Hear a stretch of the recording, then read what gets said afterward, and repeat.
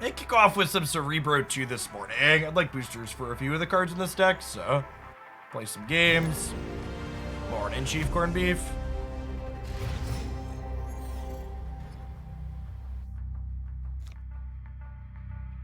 Hey, Gabagoyles, thanks for the quarter of a year. Welcome back.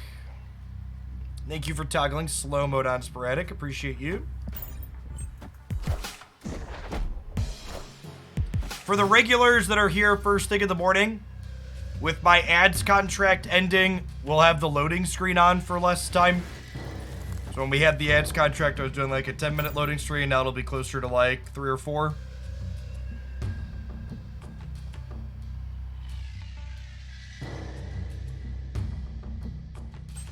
Hey, what's going on, Fathom? Yeah, the Dazzler shot of highlights, great.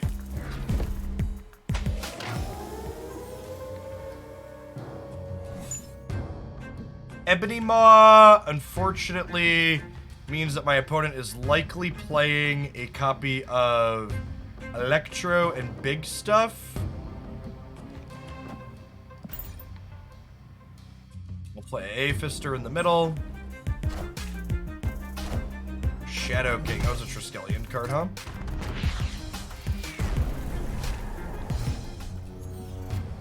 How does the ads contract affect the loading screen time? So, let's call it loophole in the ads contract is I could play ads during the loading screen to increase my ad density for the day. So it kind of let me space out ads further during the day, but because I don't have a contract, I don't need to do that anymore.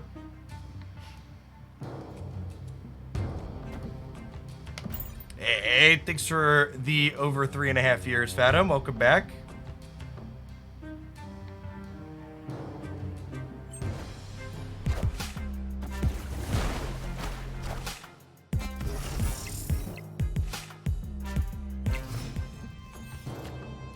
So, not Electro, but confirmed a ramp deck. I guess I have to decide, do I want to... I think I'm gonna Hobgoblin in the middle, and then count on 12 being enough to win here. That probably isn't good enough, though, huh? We're probably just supposed to leave. Yeah, I'm gonna leave. Hey, Dilski, thanks for the 3rd of a year. Welcome back. I believe you forgot your Snow Guard. I wish she could be useful in this deck. That's so sad that she's not. Weasley Interacting Jackal, thank you for the brand new Prime. That's quite the Twitch name. And TC Patter, thanks for the 5 buds.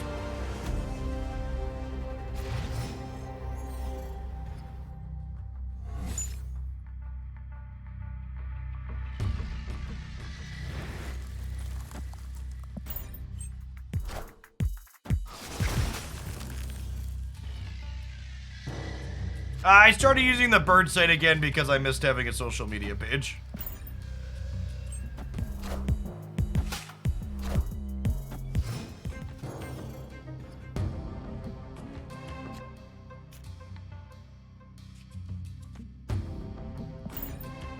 Well, if they're Ultron, storming this out is not great. Aid my hand. But if they aren't Ultron, this is solid.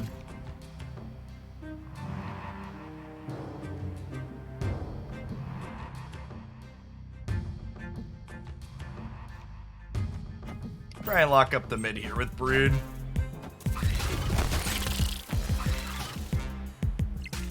Opponent had the same idea.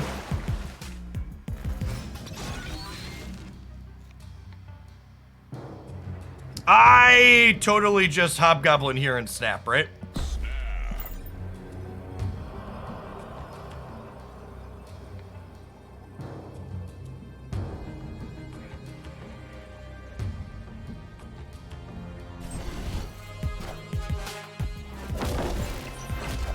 Got him.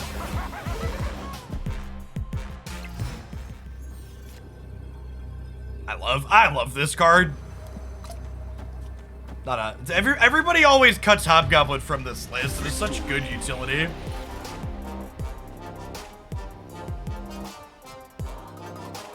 I want to be able to frame break inked cards without changing the border from gray. Yeah, you and me both.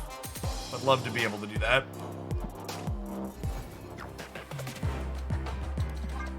Yeah, it's sad. I expect the Dazzler Shauna video is going to really underperform on YouTube because it has 2 Series 4 cards that people don't want to craft, but I think it's actually some of the best games of Marvel Snap I've played in the last month. Yeah, it's currently down by 25% what a video usually does. It's honestly more than a little depressing how consistently every time I post a piece of content on YouTube that's excellent, it underperforms. It's such a shit platform.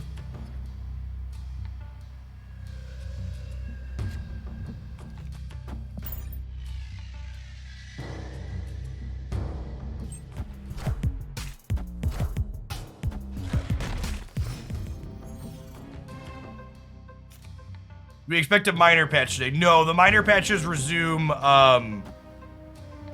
the minor patches start after the big patch next week, so no changes today.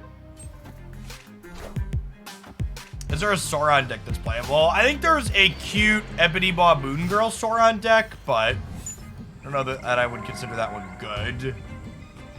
It's cute, though. Hey, morning, Canadian. Thanks for the 5 months.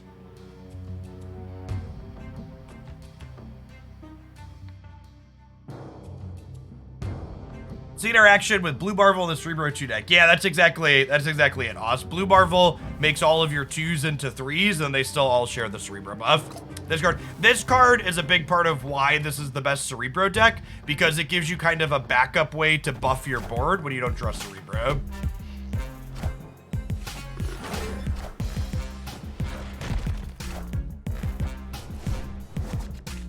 Yeah, we won't get an OTA update the week of the patch cap. That is accurate. Sorry, I'm counting the patch as changes next week. So we'll get weekly changes starting next week.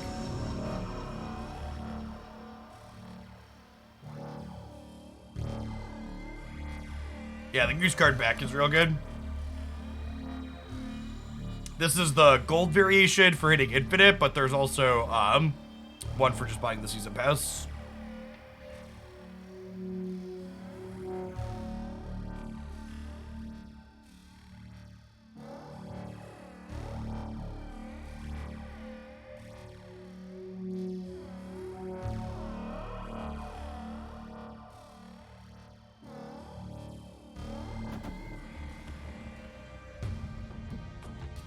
I really wouldn't stress about making it to infinite if I was someone at home. Like, we've got a big patch next week, and then you have like 2 weeks after it still. Do I want to hobgoblin the middle? The question is, if I hobgoblin the middle, can I win the right? Because I'm not winning the left with the Darkhawk there.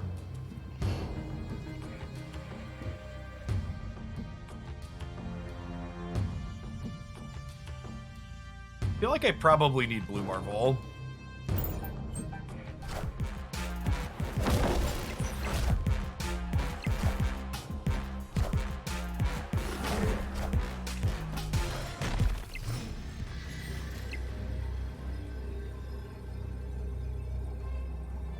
Oh, the Hood's 3 power. I really hate that Daredevil doesn't show you the mass bonus. Yeah, we're super dead. Escaped.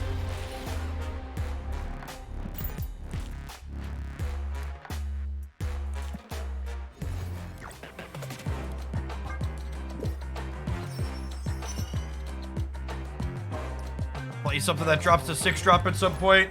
Maybe a She-Hulk pile.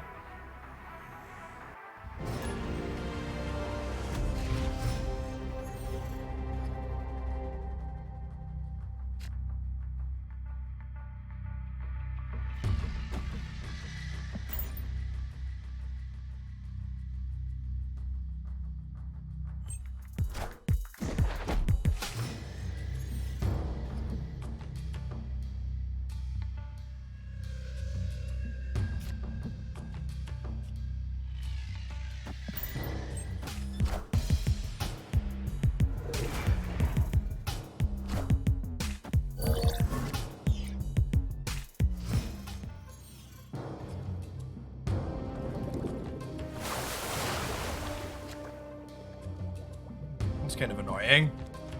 I think I'm playing Storm here anyways.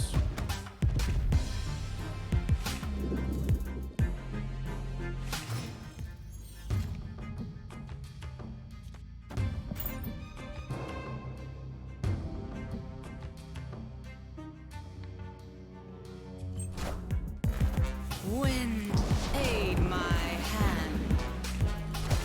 It might be wrong to play the Fantastic in the middle, letting them know that what my stats are there, but we're just doing this. They're just not fighting for the center.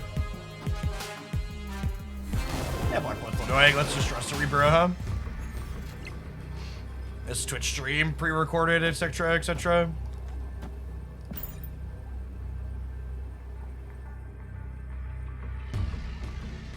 This will put us to 7, 7, 14, 16 here. I guess we died to stature plus friends.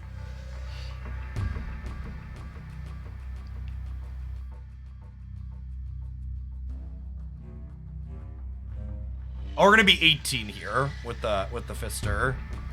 Could still die to stature and friends. Oh, this was an Agent Coulson card. You're right. Stature. That's a good catch. He's got the same green border. Was this an Agent Coulson card too? It was not. Okay. Hey, thanks for hanging out, Soyel, and checking out the sponsor. Appreciate it.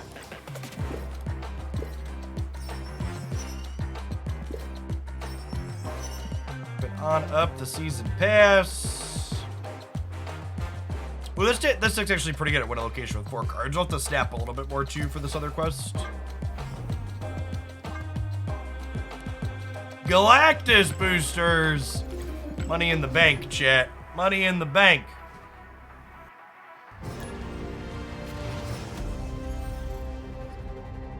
What about America, Chavez, and the Cerebro deck for more consistency? So, the thing that a lot of people don't seem to understand about Chavez is that Chavez makes your deck less consistent overall in terms of seeing a specific card on the last turn. So the general question you need to ask yourself when you're playing with Chavez is, do you have cards you would be happy to draw on the last turn? And like, take a look at this deck. This deck is happy to draw Cerebro, Mystique, Brood, Mr. Fantastic. Like, a third of our deck are cards that we're like, yeah, that's fine. I'd be happy to draw that. So this is an example of a very bad Chavez deck because a lot of our cards we are happy to draw in the final moments of the game.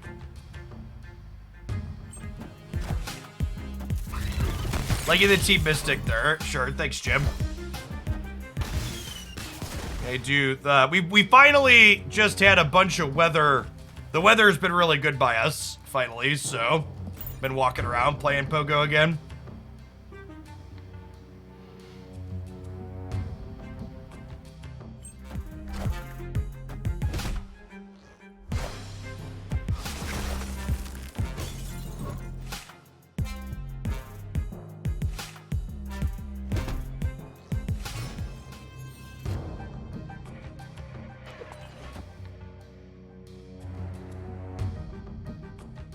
They probably can't get into Luke's bar.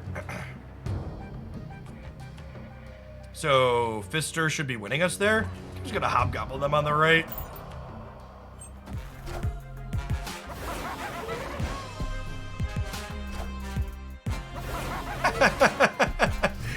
Well, they snapped us. I guess they could beat us in the middle?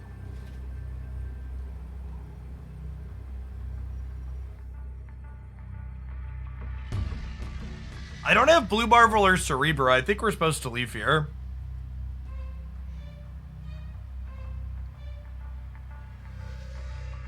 So, the ads contract was successful for last month, but this month Twitch changed the terms of their ad contracts for everyone, removing the guaranteed minimum payouts. But the ratio of revenue for the ads was supposed to remain the same. But believe it or not, that number dropped significantly when they removed the guaranteed minimum payout. So, with them dropping that off, I've decided that that is no longer worth playing the ad density that they wanted. And when I say significantly, I mean it dropped off like 50%.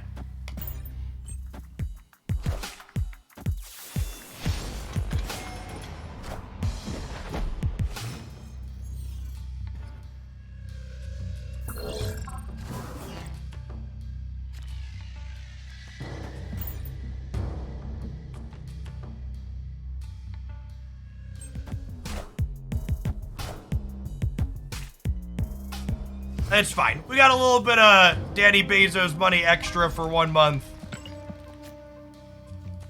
And now we get to go back to being less disruptive to the viewers. So it all works out.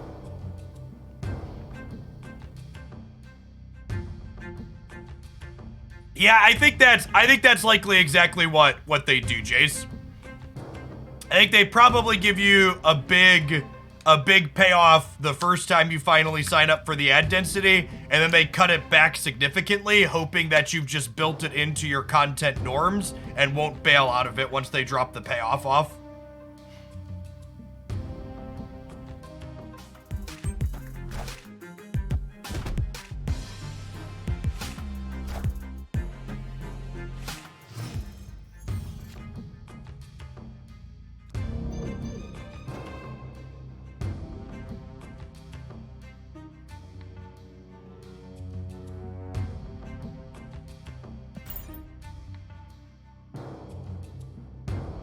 It's like how gacha game deals are the first ones are off the best value. Yeah, exactly.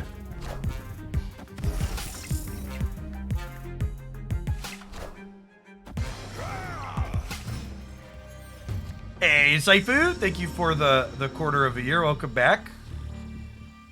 Did that change my personal economics a bit, or are the ads just a nice bonus? The ads were basically just a nice bonus. So, like, to give you some insight into, like, what my goal for metrics are to be able to do this as a job, my line in the sand for is this sustainable compared to getting a different line of work is about 1,500 concurrent subscribers in a month. And I've been floating between like 2,500 and 2,700 subscribers since Snap took off. So like, I'm pretty solidly, comfortably over what I need for this to be a sustainable thing for me.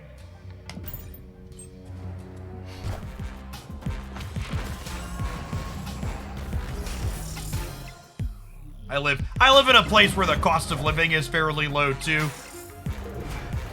We do all right. Hey, look, chat. It's the reason Cerebro's unplayable. Oof. Can I win this without these? Maybe?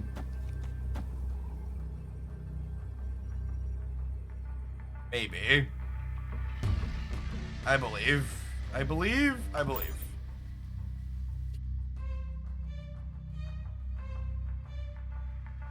Thank you for the quarter of a year. Speaking of subs that keep me employed, appreciate that, Saifu.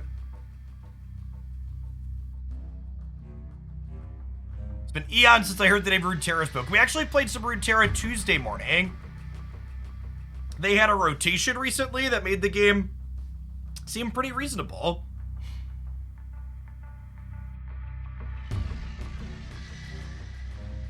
Opponent snapped.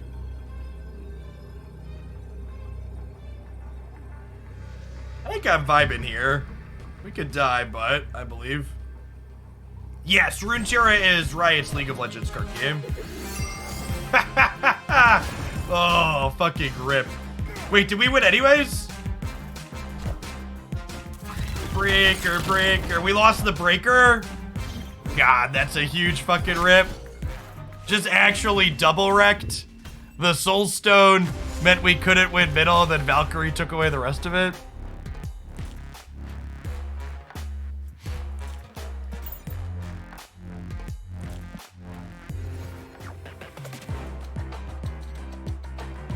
I don't worry about long-term with streaming. So my wife is a business analyst for a Fortune 50 company. So she provides our family with many traditional benefits, pension, 401k, stuff like that. Health insurance here in the United States. Her having a real job that provides stability is a big part of what allows this to be my job.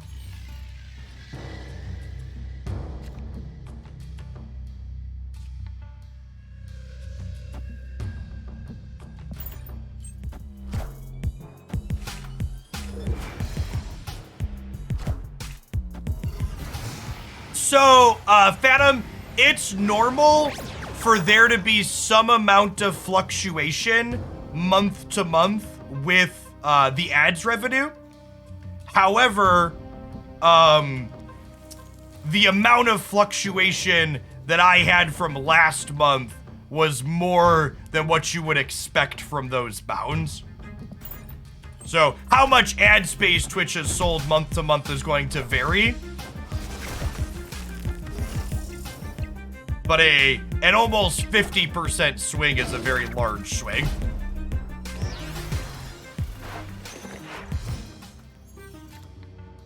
You've read some streamers make $1 million plus per year. One day you get to like Pokemon says. So streamers that really take off in big ways like that play more mainstream games. Believe it or not, things like Marvel Snap and Magic the Gathering and card games aren't really mainstream games. So like I said, I live fairly comfortably. My best year on Twitch to date was the year Magic Arena hit open beta, and I made a little over $250,000 that year. But the revenue fell off after that a bit. This industry has fairly large swings years to year.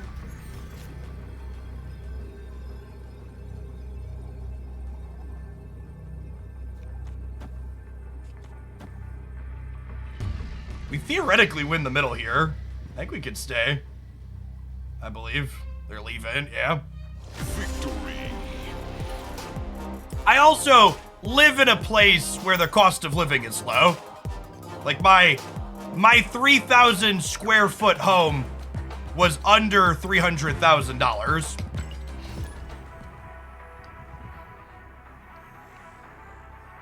But like, just to talk about the swings, like last year before Marvel Snap would have taken off, was set to be my lowest year on Twitch. I think like leading into Snap releasing in October, I had made like $80,000 or $90,000, which still isn't a small amount of money, but it's significantly less than like what my best year to date was, right?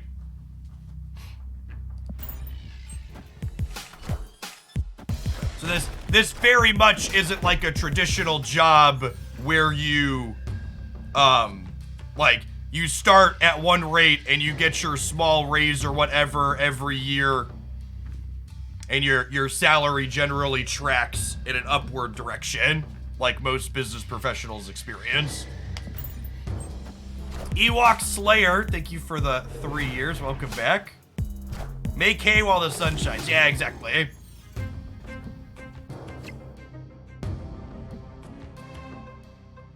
300,000 would get you a cardboard box in the Boston area. Yeah. Yeah, like, not only is my house big, but like my backyard is huge too for the kids, which is great.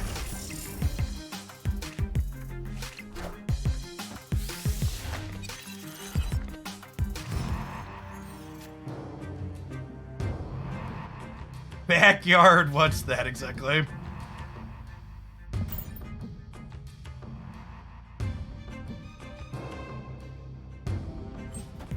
It's also worth noting that my wife and I did buy our home just before the markets went crazy, like end of 2019, early 2020. So there were places in our current neighborhood that they were closing out in the the $350,000 to $400,000 range more recently. So things are up here a little bit compared to what they were previously.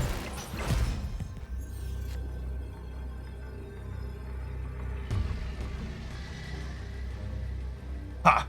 Okay, well now we storm this, and then we Daredevil here, and we Iceman here. That sounds great, right?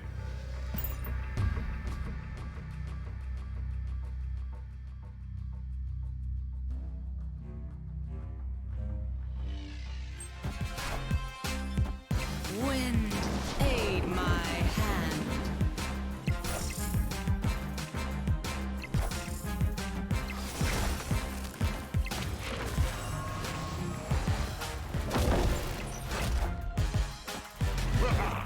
Whoa! Get super scrolled. We still win, right?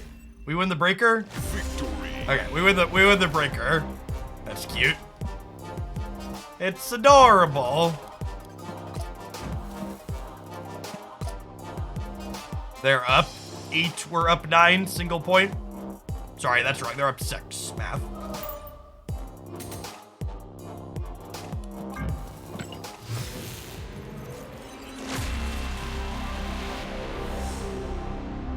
Shiny logo. Is that Marvel of a background? It doesn't have inked or gold, unfortunately.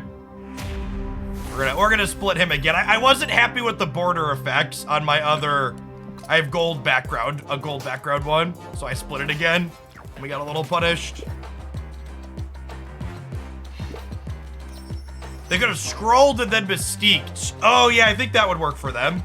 Maybe. Maths.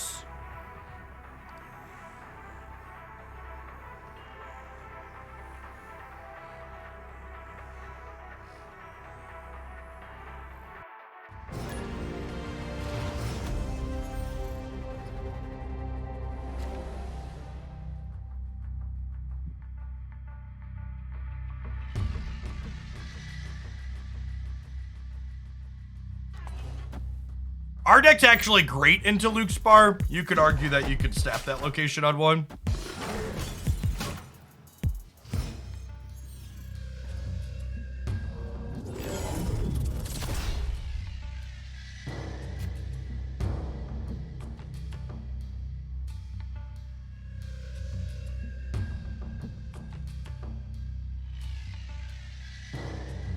I would love to goose the Nexus.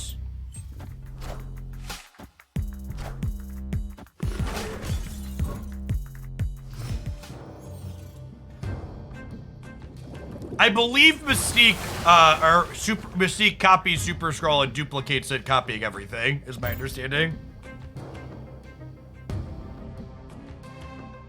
Oh, you know what? I should technically Mr. Fantastic off to the right to get more points into the Nexus, right? That's more stats long term, I think.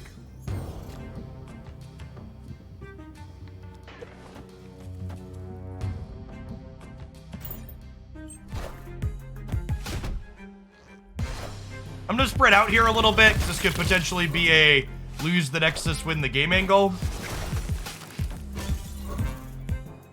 What's going on, Afterthought? How will I feel superior without regular ads? Well, you do still get around slow mode as a subscriber, so you get to chat more frequently.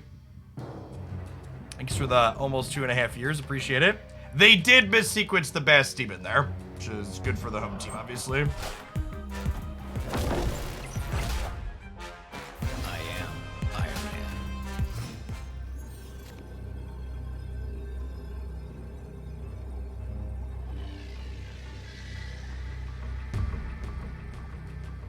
Oh, that's scary. You get mystiqued. Think they're gonna Ultron us? I mean, Ultron's not even that good here, right? I beat Ultron.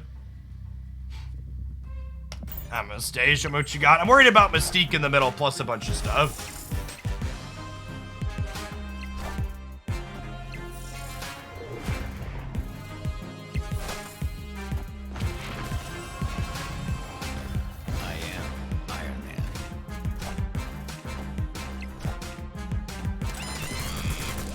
Damn, close game. Yeah, we needed Mystique of our own on the last turn.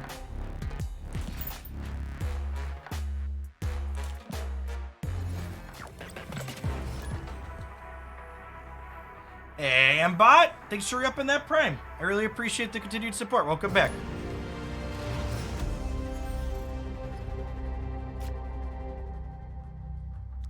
All right, Sakar, we would like this. We would not like this. We would settle for this. Could have been worse.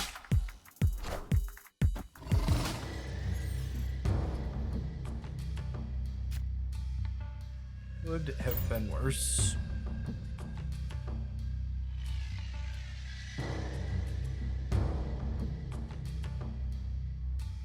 No, we lost the middle by 6, Duck.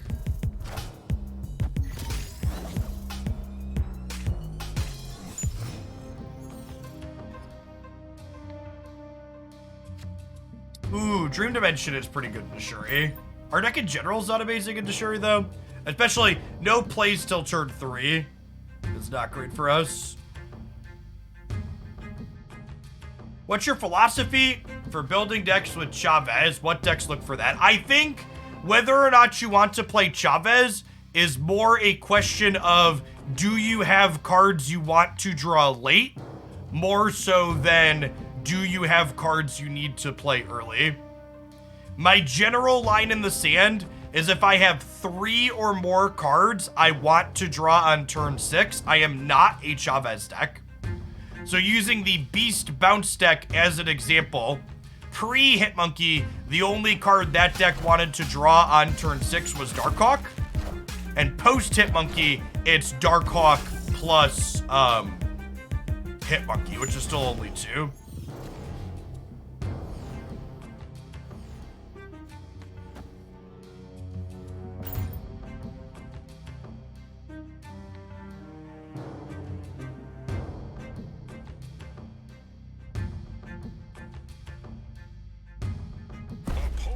Hey, Doom Buggy, thanks for the 3rd of a year. Appreciate that. Welcome back. Escaped.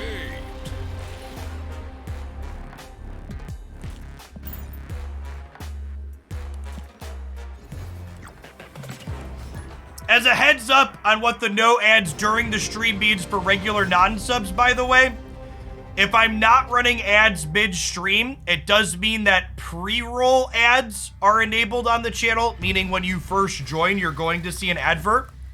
Something that I found a lot of Twitch viewers don't understand is they bounce out of a stream if there's a pre-roll ad. But if you're joining a stream and you see a pre-roll ad, it means that streamer is not running regular mid-stream ads, which in the long term is better for you. Underplexed, thank you for the 1.5 years. And Panda4 Express, thank you for the 2/3 of the year.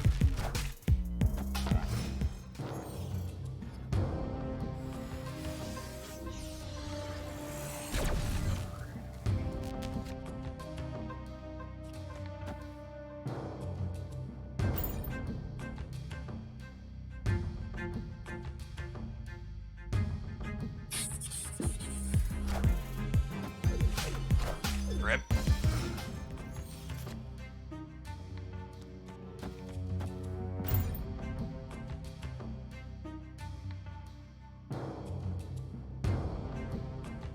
Yeah, I'm doing a 3-minute ad roll during the starting soon screen div still, just to get some value and turn the pre-rolls off for the first hour.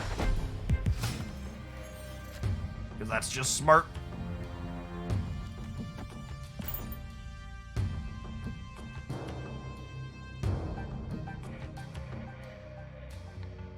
Hey, Dame Judy, thanks for the sub gift. Appreciate that.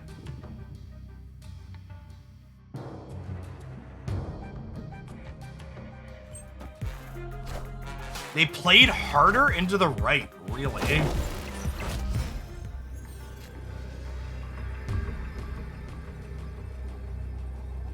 That's fine. We still can't beat a Taskmaster, right? That's the problem. This is only gonna be 12. Yeah. I think it's had to bounce off this deck. We had Shuri a couple of times. This deck has a bad Shuri and a bad Thanos matchup. Do you think C2 or C3 is the better deck? Cerebro 2 is much better than Cerebro 3, both in my anecdotal experience and purely by looking at the metrics on Untapped.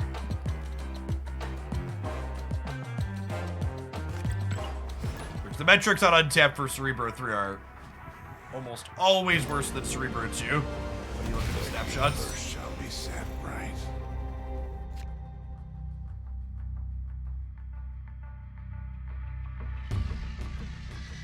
Cerebro 3 just doesn't put enough bodies into play, is a big part of its problem.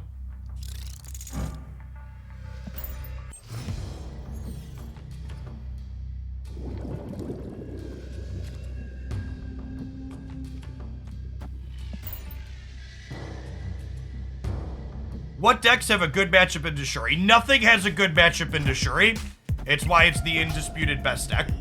There are some decks that have less bad matchups into Shuri, but nothing is truly good into that matchup.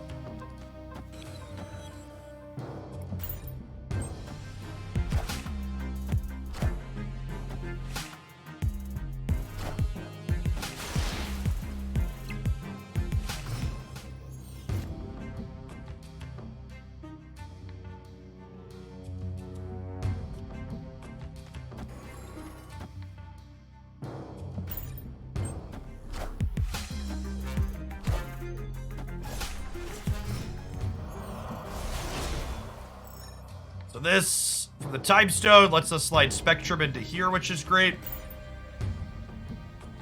And then next turn we get to go Mr. Fantastic, Power Stone, Stone, Stone.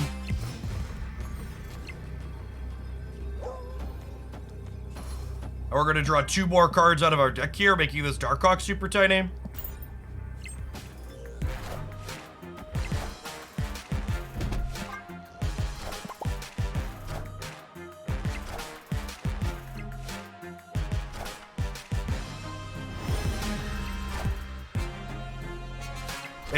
They were losing regardless of if they messed this up, but obviously they messed up playing the Mystique into the Cosmopath. We want all 3 here.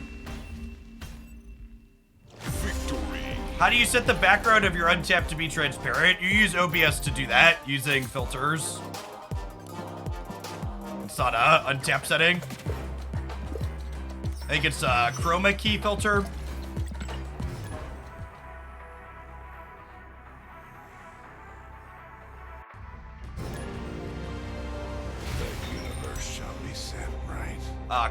Color key is what it's called.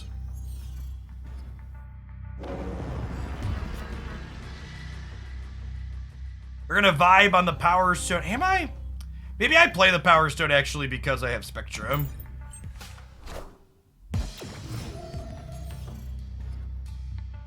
Yes, this is card for card the same Thanos deck list that we posted the highlight with recently. To set expectations, I do think this Thanos deck is worse than the versions running Leech. I just don't enjoy playing Leech, so I'm not playing it. If you are looking to be as competitive as possible, you should find a Thanos deck playing Leech.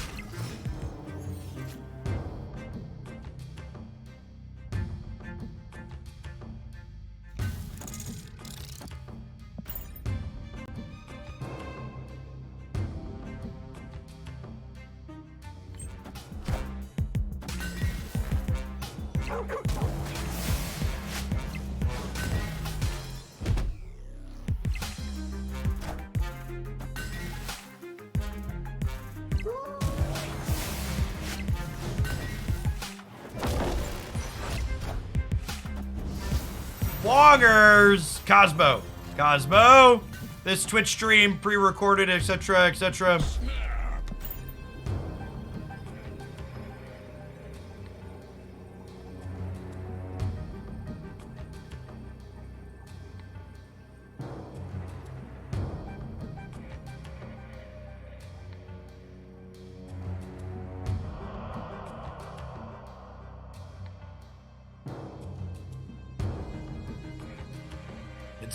It's Mr. Ant-Man, new famous superhero, coming to Marvel Marvel Studios everywhere this summer.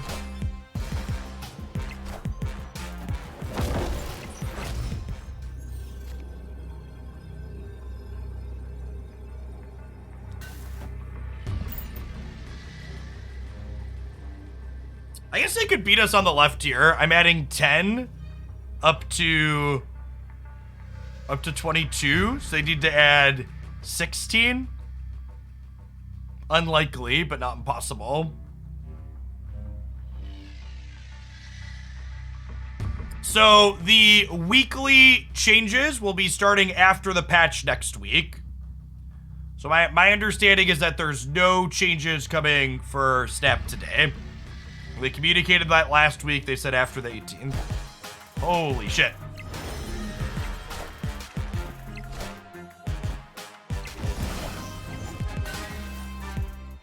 How big's this Hitmonkey? Big?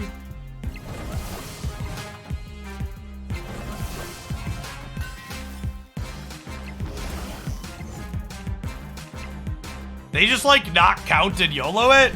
This feels like they just didn't count and YOLO'd it. Victory.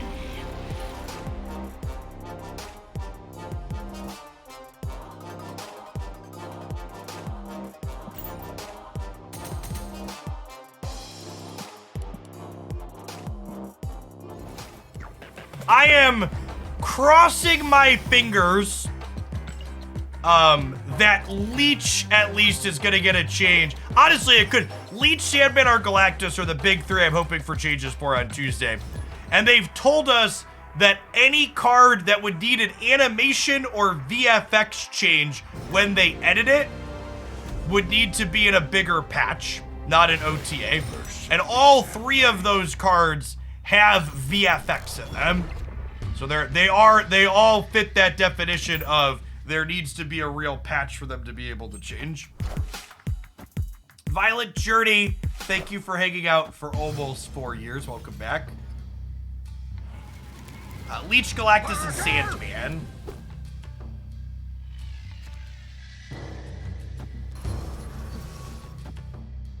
OTA means over the air. It means being able to make changes to cards without patching Snap to do so.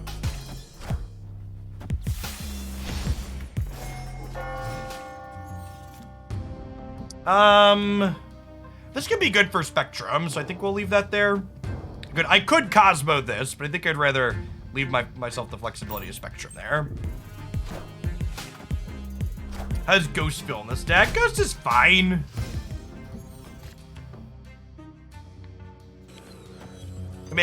Ghost makes Valkyrie marginally better, and Ghost is a 1 energy ongoing card that gets buffed by Spectrum. So it's definitely not a you have to have this card to play the deck, but I think it makes you like some small percentage points better to have it. That's true. VFX isn't the only thing that prevents a change from being OTA, but it's part of it.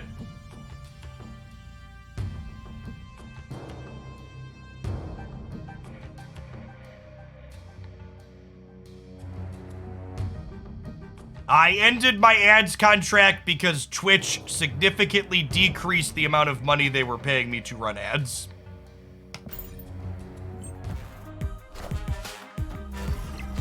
And I was willing to sell out your eyeballs for a lot of bit of money, chat.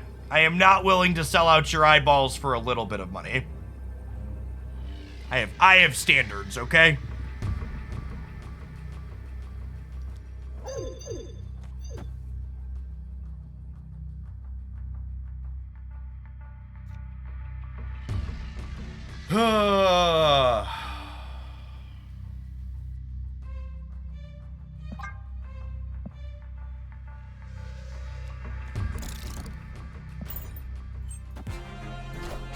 I think I just gotta hope that 16's enough to win the medal. They have 3 cards in hand.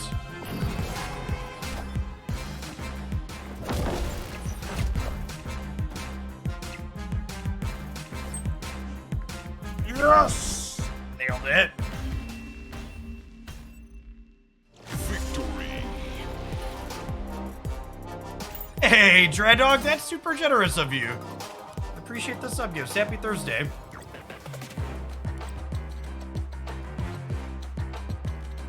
So, to the person that asked, do you think the rate decrease is related to lower viewer counts? You've been doing variety stuff. So, I understand how metrics work. And when I say rate decrease, I'm not just talking about the raw amount of money. I'm talking about the ratio of minutes watched on my channel to ad density run, or ad density payouts.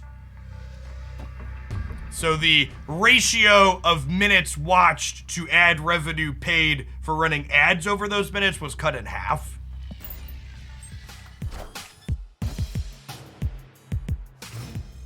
So it should have been a bit lower because my viewer count was lower doing other games. But the ratio was significantly decreased, which is what was supposed to stay steady. That's true. The Discord is wonderful. Looking to get more involved in the community. Would love the Lockjaw Fisk Tower. Would I rather Lockjaw the Big House? Maybe I'd rather Lockjaw the Big House. Hey, Arslan, thanks for the entire year. Let's get you a sword to go with that shield. So it's been fun today. Played some Cerebro 2 or playing some of this. It should be good. Have you played Runeterra before today? Yeah, I actually spent almost 6 months doing Runeterra as my primary game here on stream. Juggernaut. That wasn't a card I was expecting. Enjoy your 1 cube. We played a little bit of Runeterra on Tuesday. I ended up bouncing out of Runeterra not only because the metrics were a little bit low, but also because their game became very combo centric. And with their recent rotation, the game's a little bit less combo focused, which is nice.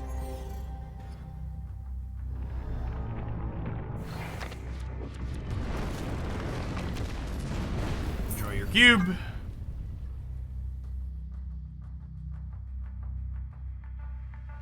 Escape.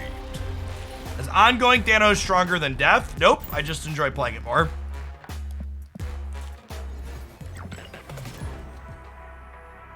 If you are looking to optimize your Thanos deck, you should definitely be playing Leech. Probably in the death build, but I don't have much experience with that.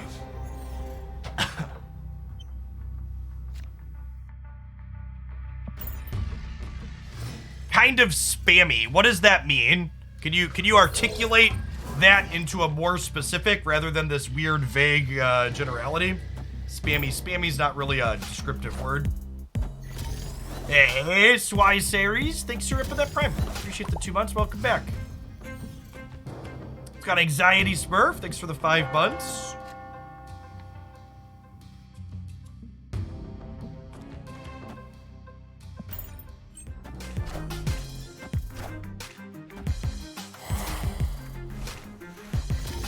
According to the Snap Zone meta report, that's yeah. We'll leave that alone for now, I guess.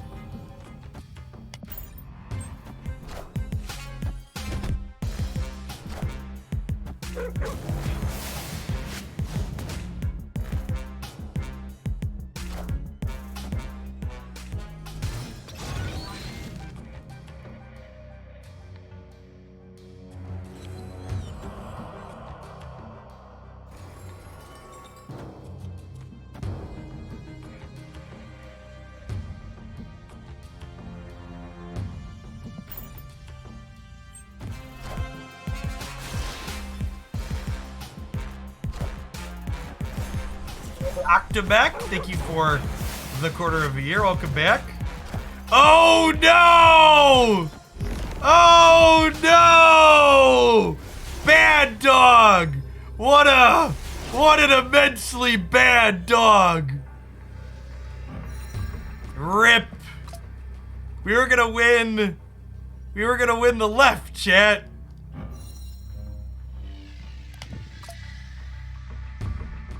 Anything I play here turns into something else in my deck, chat. We lose here most of the time, right? Yeah. Escape.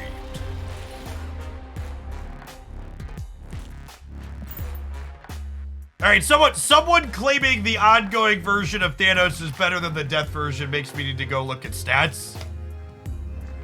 My gut says that's not right, but maybe that's not the case. Let's take a look.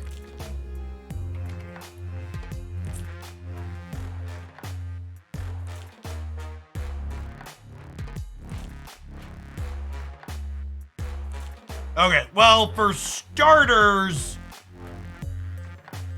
there's no ongoing Thanos with any significant metrics.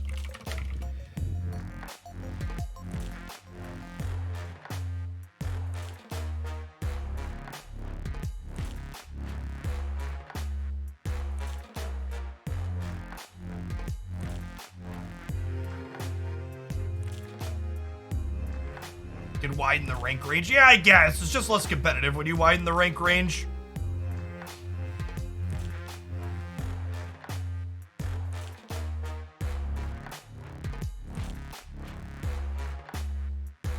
If I widen the rank range, we get a bigger sample.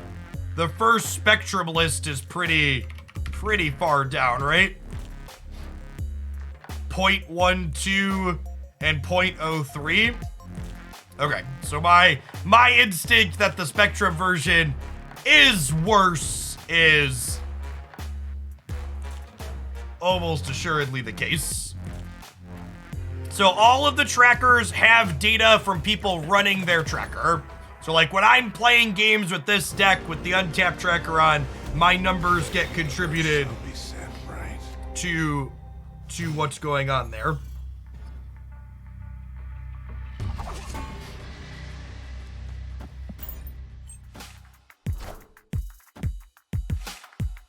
Second dinner does not share complete population data. Nor do I think we should ever expect them to. Doesn't seem like something they're interested in. Hey, numbers, that is a lot of months. Thank you for the almost 5 years. Welcome back. A good budget deck to climb. I mean, is Shuri considered a budget deck? Because that's the one. I could move my ninja to the right to give it more power, but I think I'd rather just play Lockjaw into DC. Do the Snap.Fan and Untapped use the same tracker? No, they have separate trackers.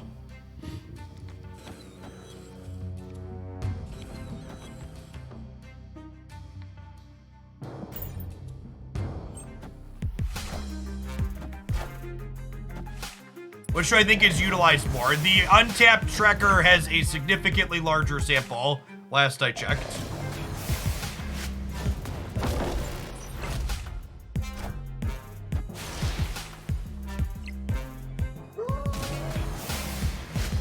I would not recommend buying Valkyrie currently. Valkyrie will be Series 3 very, very soon.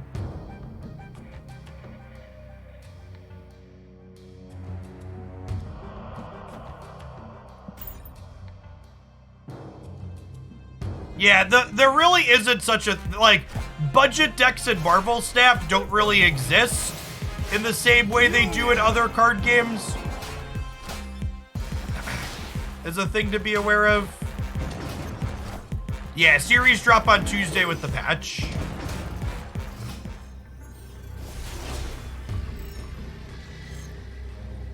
And then even if they draw Thor's Hammer here, they're only going to 22, and my Spectrum's going to put us to 23 over here. Is Darkhawk? I think Darkhawk's an excellent pickup. It's going to be Series 4 for another month still. I think Darkhawk is a very good card that's fun to brew with. If you want to play Darkhawk decks, it's a good pickup.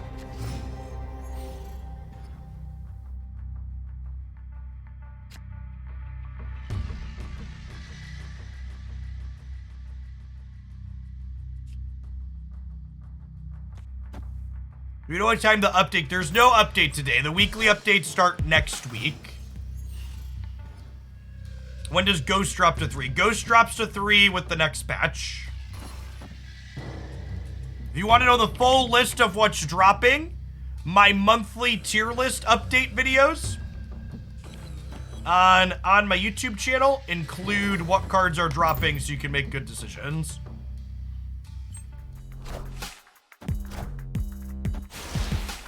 Oh, sorry, did someone say Ghost to 3? Yeah, she's dropping to 4. She won't be 3 for a while.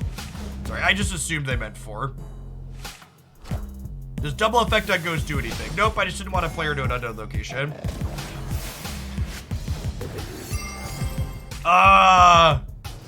TVA is great for us, right? We snapped them here. Oh, snap.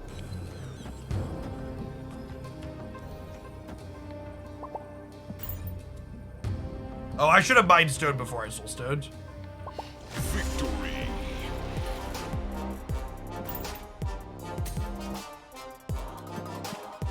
If you have a card pinned when it drops, it stays pinned and gets reduced in cost. Asterisk, I don't know what happens when things downgrade to Series 3, since those are no longer in the normal shop. Right.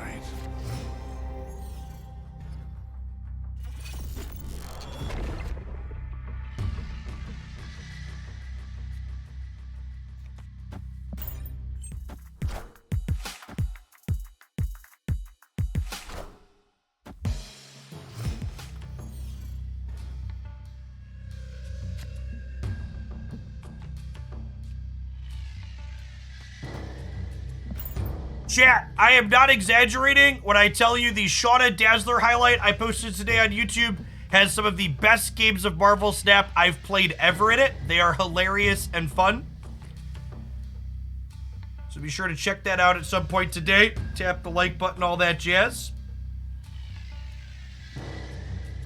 As is the case with any of the best videos I post on YouTube, it's currently getting slaughtered in terms of metrics. That's just how it be on that platform.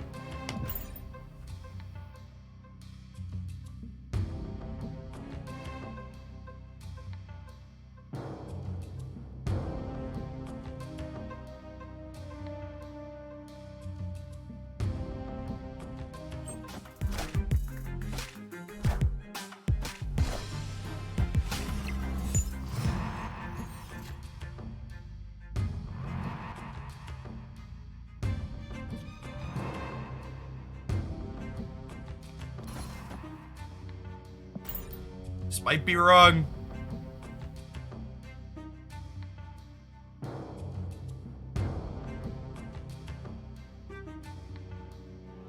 Their Ultron were in a not great spot.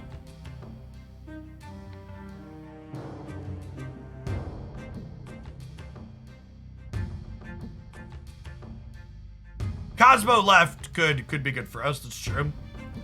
As far as shutting down an Ultron goes.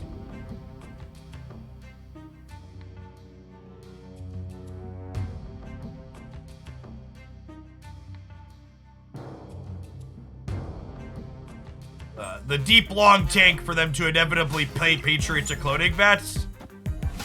It's like, come on, like what took us so long here? What was the decision making process to be like, it took us 20 hours to figure out we're gonna play. We're gonna play our obvious play here.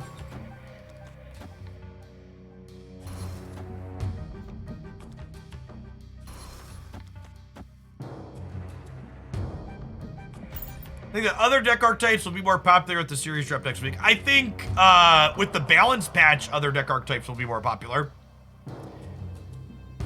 I think I would expect to see more Bast decks after the series drop, because that's the card that's dropping that like opens up new archetypes. It's clobbering time.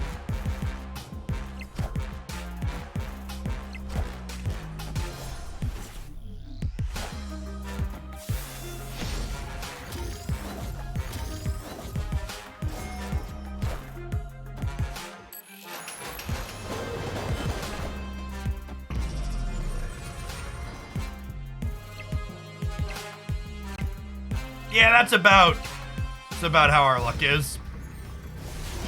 And 5 cards at hand. Very, very typical. Set our game board up ideally to play around this outcome. Get Grand Central into it.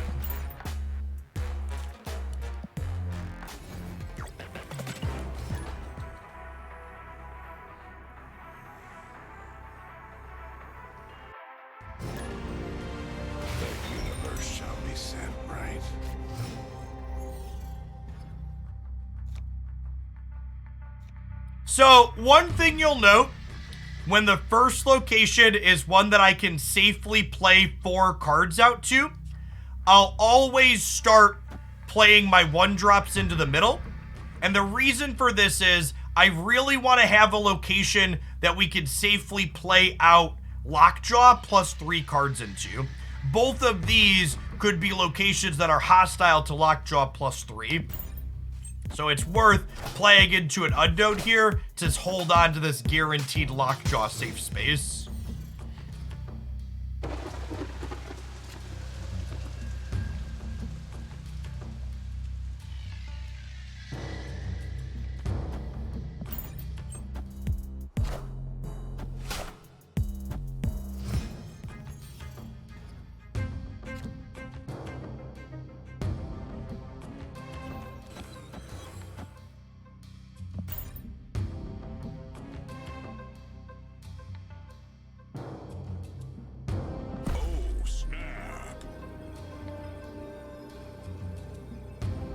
To fill the raft here with a pretty solid group of cards.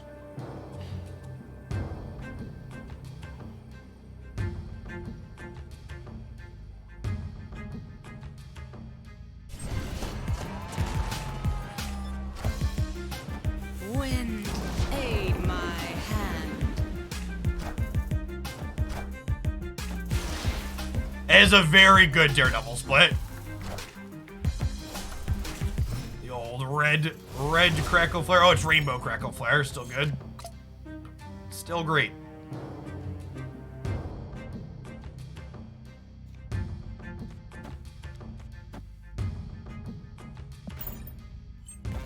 Juggernauted here.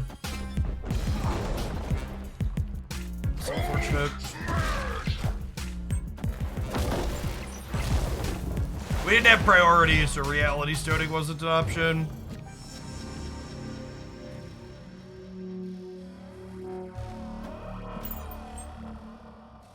I'm gonna claw just in case they try and Professor X here to lock us out of this. We're obviously super cold to a Shang-Chi, which is likely.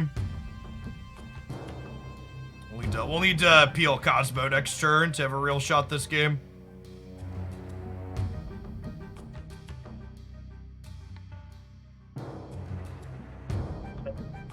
Six to do that. Armor works too. So we're 1 in 3 to be able to beat Shang-Chi next turn.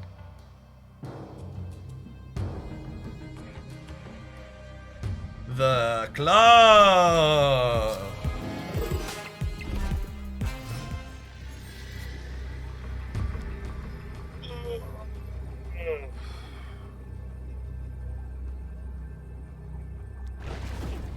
Oh, Shang-Chi is not real and cannot hurt me. Shang-Chi is not real and cannot hurt me. Shang-Chi is not real and cannot hurt me. The problem is they have Shang-Chi plus She-Hulk, chat.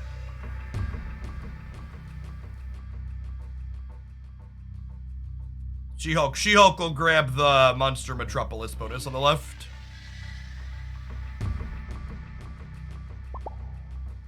Do they not have it? It's 2 cards, so I'm definitely staying. Victory. It's like, sometimes lucky. Thanks, 2 Ice. Yeah, I'm a long-time Pokemon Go enjoyer. I try to, one of my goals while the weather is nice here in the Midwest is I try and walk 6 kilometers a day to get buddy hearts. Some days are more successful than others, but I get close usually when the weather's nice. Hey, Pito, thanks for the almost 4 years. Welcome back.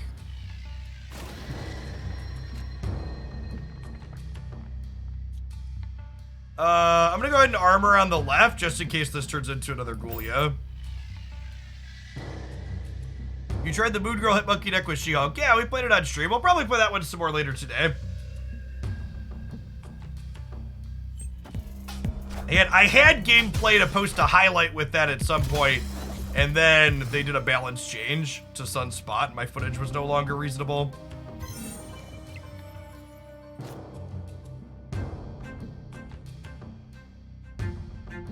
having 2 venomized variants with these in this deck is just like dangerous sometimes. My walking path marked with kilometers. No, but Pogo tells you when you hit certain amounts walked.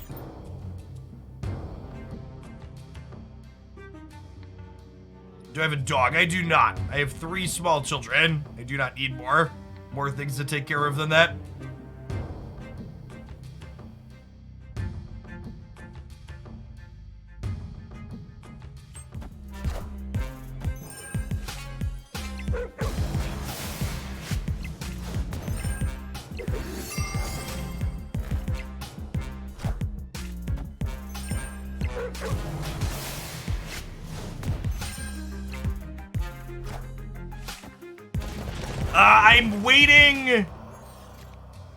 I'm waiting to get a good split on a different Cosmo variant to use a different Cosmo variant. Escaped. Now, I grew up in what could be described as a zoo. My house, my home that I grew up in between the ages of small child till a teenager included dogs, hamsters, rabbits, chinchillas, snakes, frogs. We had like the whole everything but a cat, basically. And living my adult life without animals, I have to say I don't miss the hair everywhere.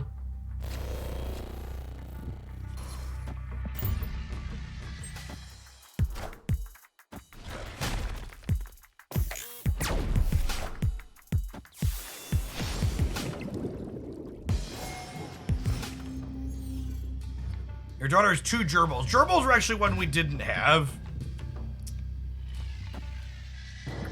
And most other rodents. We had rats and hamsters and rabbits and chinchillas. The snake hair gets everywhere. It really does.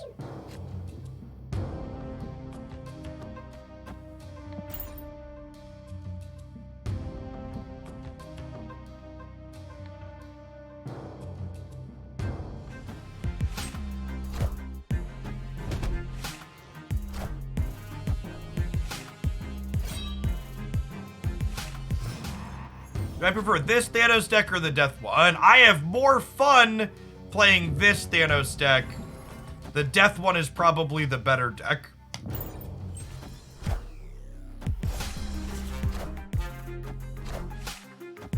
Clear for takeoff.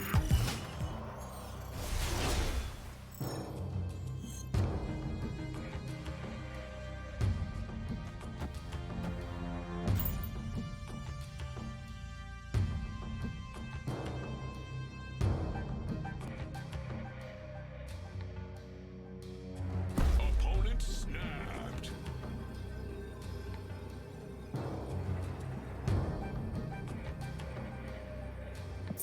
I think we're supposed to leave here. Escaped.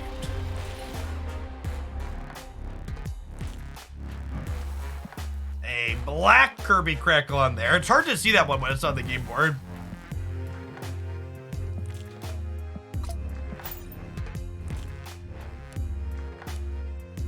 You see, an official Snap article lists a bunch of turn-based locations they think you can play Snow Guard with. Yeah, it really makes me wonder if that card, they just like gave up on programming it halfway through. It kind of feels like they gave up on programming it partway through. They were just like, nah, fuck it, we gotta ship something. Ship it out.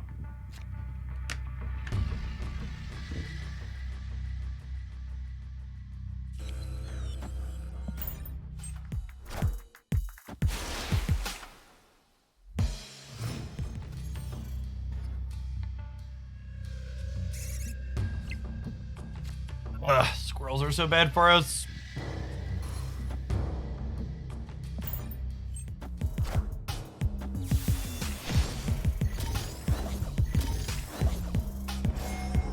I am really hoping that Jeff the Shark works as expected. I'm gonna Cosmo their Mr. Negative on the left. just didn't have it. It's good for us, I suppose.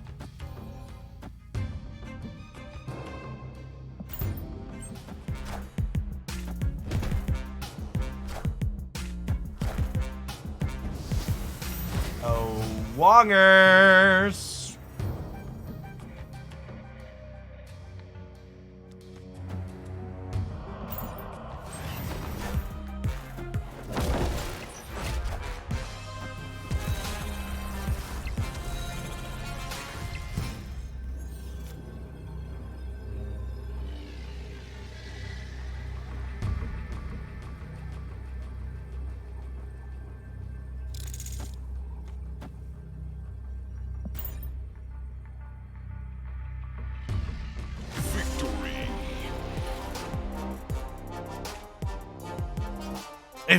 If Jeff the Shark and Kitty Pride end up having bugs both, that means second dinner's out for you personally. No, I don't think there's anything personal about it. Certainly not that. The universe shall be set right.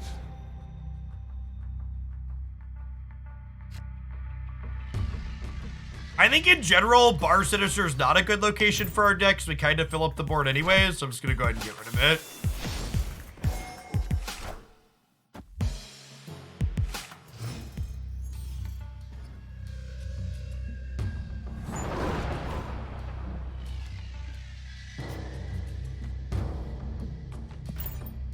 Jeff is the next scheduled release.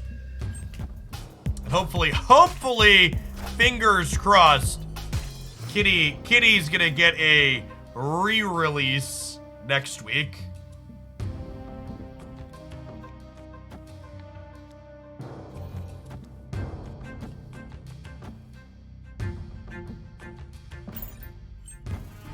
You got Snow Guarded a cash, you can't believe it.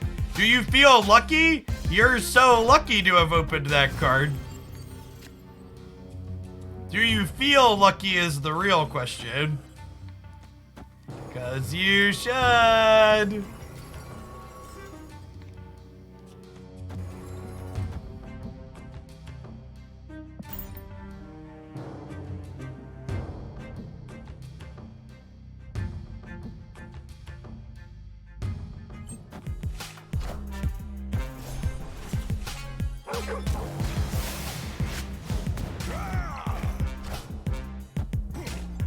Wow, rude.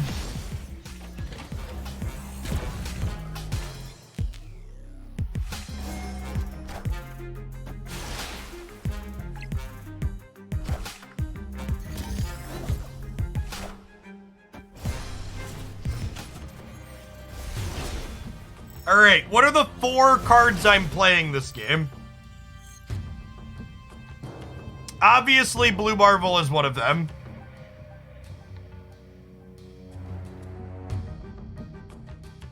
It's like Blue Marvel, Mr. Fantastic Ant-Man, and then we Spectrum on the last turn. Is Thanos big? No, I haven't played Space Stone. I think we just do this, right?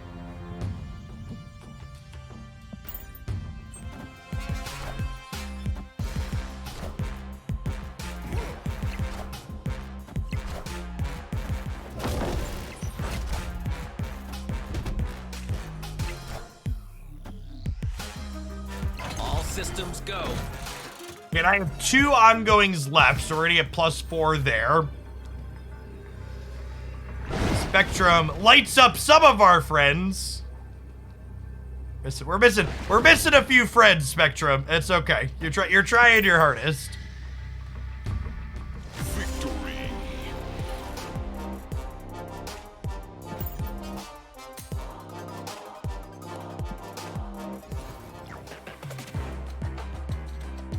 Avatar Roku, thank you for the 40 months. Welcome back.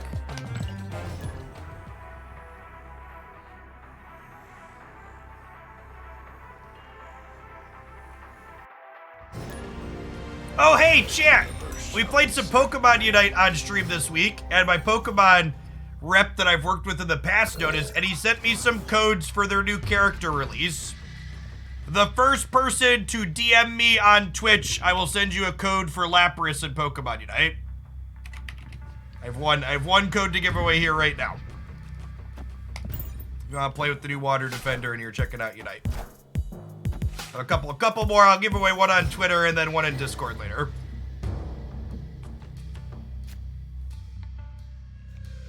Yeah, the Pokemon community manager is great.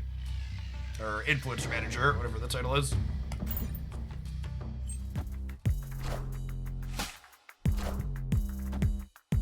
All right, I have a DM.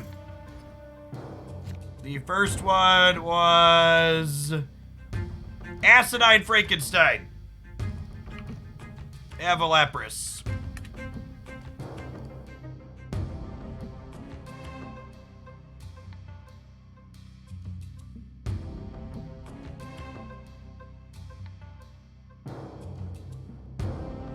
I think I probably want to Cosmo this long term.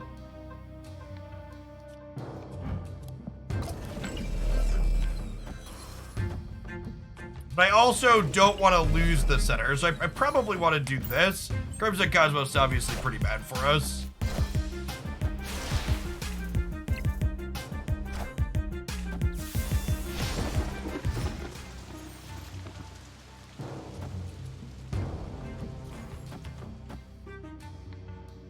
Yeah, looks great.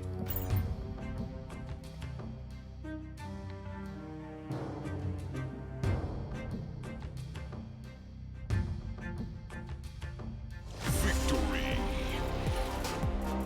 Are you playing Lapras on stream at all? Yeah, probably next week.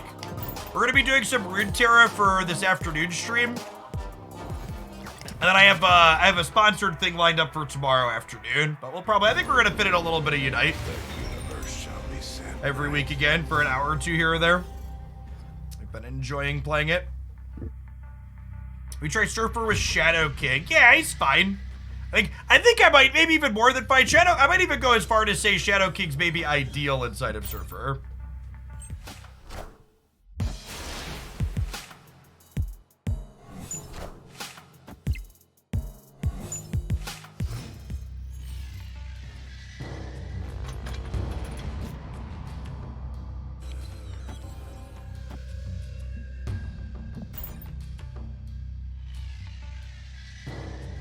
The alternatives to Ghost. Yeah, you can play another 1-drop like Iceman, or your favorite other cheap ongoing card that costs 1 or 2 energy.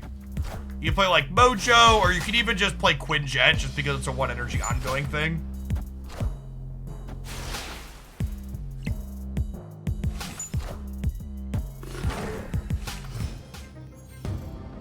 Yeah, this Claw variant. I'm not sure that Claw is optimal in this deck, but this Claw variant is definitely optimal. Just so we're clear.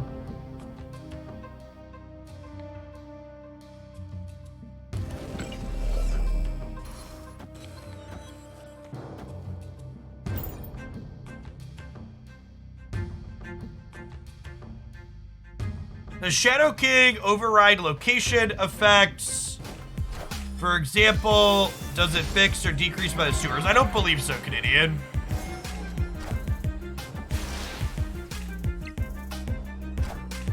Yeah, this play really rocked him. If not for Claw, what do you put in his place? Probably a different 5 energy ongoing card. Iron Man or Dino could be okay.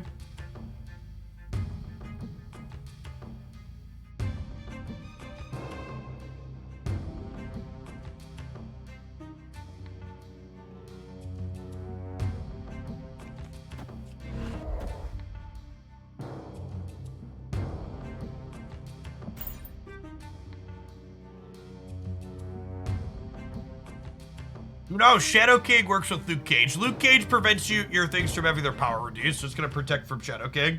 It will, however, allow Shadow King to raise the attack back up on things that have been reduced.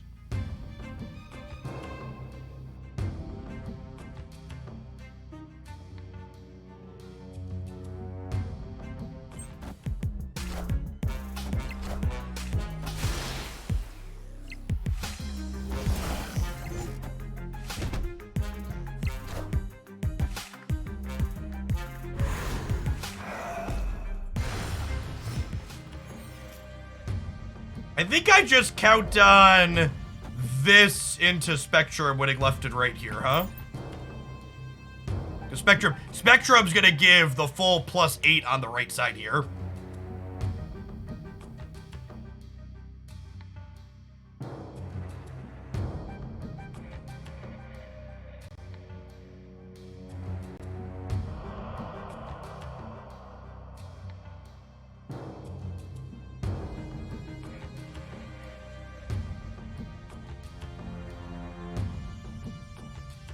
I think Galactus or Keg is better for Climb Egg. I think they're both kind of not great. Yeah, come and get me, Chimchunga. Is Kazar better than Claw? Maybe? We don't have that many 1-drops. Friendly neighborhood Spider-Man here.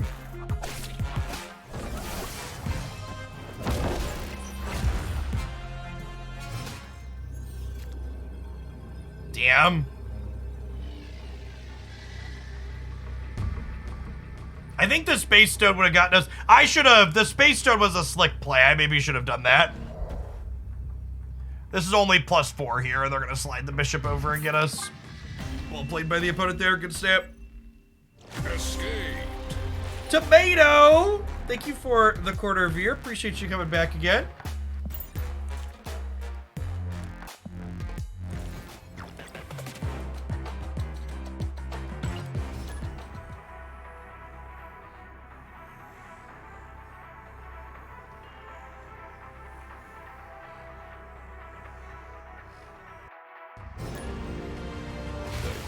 Shall be set right.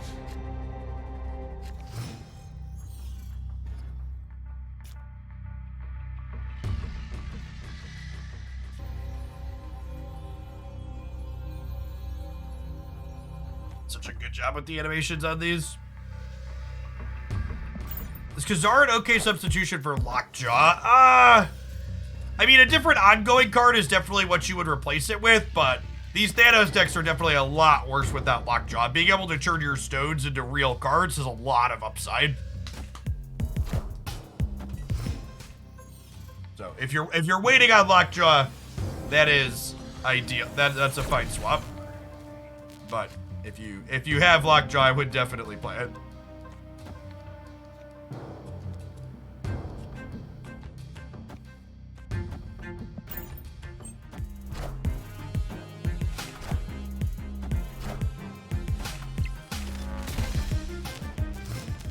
I need to draw Goose so we can keep Galactus out of the center.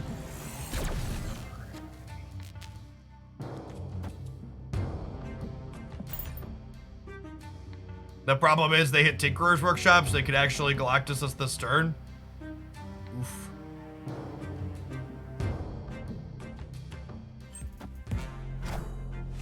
Kneel before Galactus.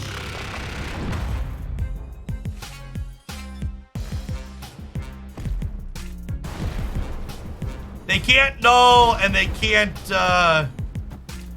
death either, right? Because only 4 things blew up.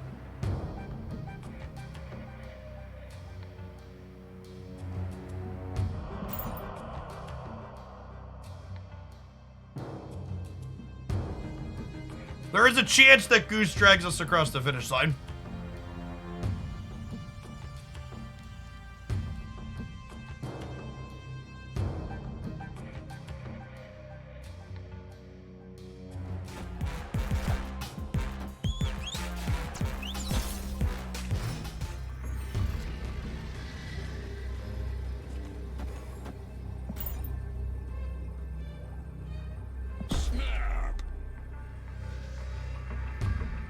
Yeah, I got it, my game.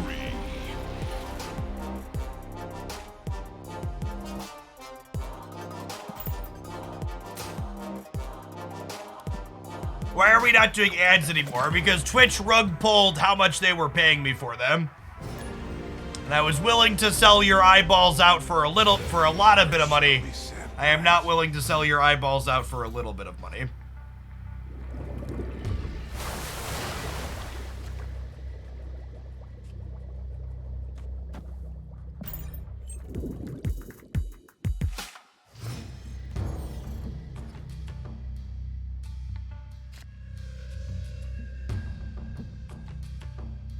What percentage less was it? Almost half as much as it was previously. So, it's not that they technically broke their contract. They removed the guaranteed minimum, and then when there was no longer a guaranteed minimum, the revenue dropped off significantly.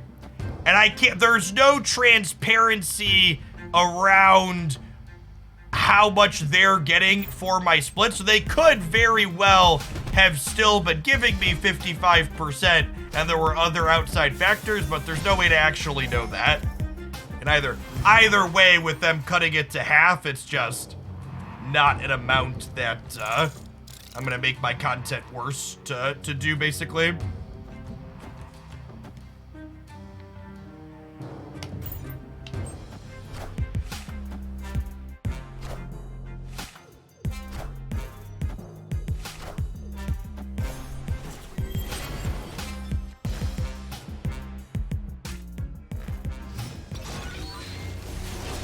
Yes, I think there was. I've heard that too, that other streamers had their ads incentive numbers drop pretty significantly.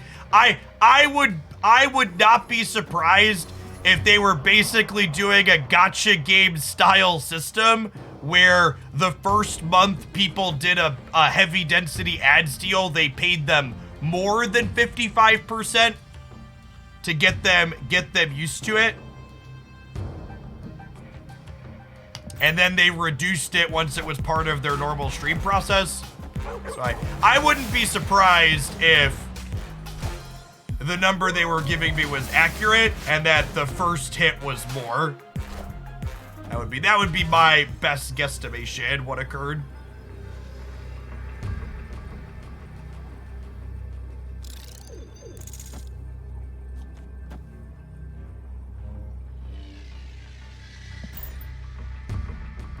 Hey, Ricky Toad, thanks for the prime. I appreciate the third of a year. And Jordan, thanks for sticking around.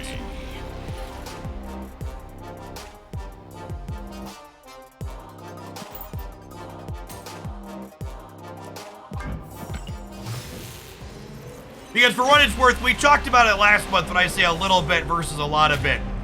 When we ran the 3 minutes of ads for March, they guaranteed me a $7,000 minimum payout, which I did get.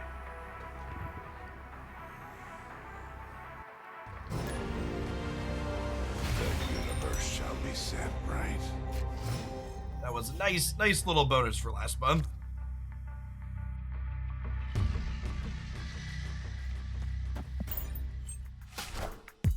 Lockjaw is very important for Thanos decks.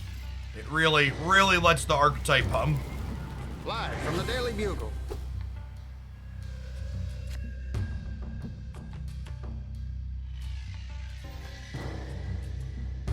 Play Power Stone over here. I think I'm saving these two to play into the Lockjaw path afterwards.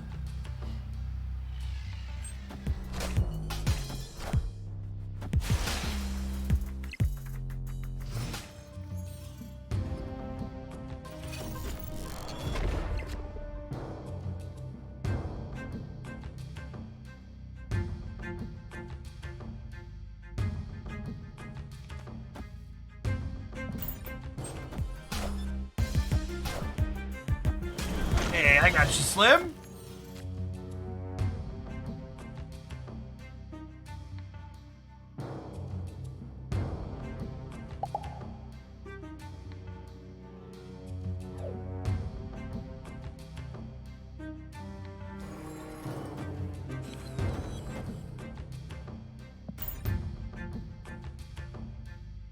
Sitting on 9K tokens waiting for Thanos to pop up. Yeah, the ultimate variants are moving to their own part of the shop here soon, which will be a welcome change. It's clobbering time. Oh, that Soulstone was... I was like, they had a Soulstone and a debris? The Soulstone was their daily duel card. That makes more sense.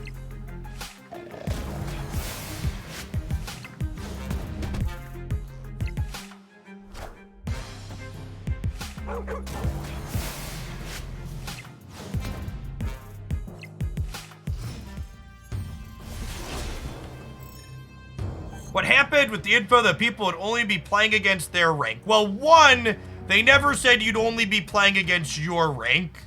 They said that infinites would no longer play sub-infinites, but they also communicated that would be implemented in a future patch. So that has not happened yet, but it's coming.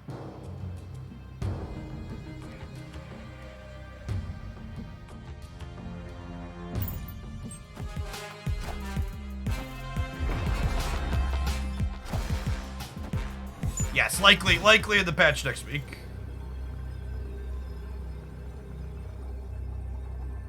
I believe was the timeline. Go back and check the roadmap if you want to see the timelines. I've talked about this before on stream, but it's actually pretty atypical for companies to give as detailed roadmaps as the Snap team gave.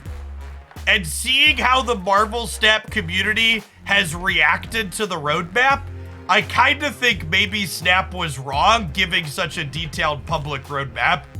Because just the fucking sheer number of why hasn't X feature happened yet that was mentioned in the roadmap as coming out later this year has been mind-boggling to me.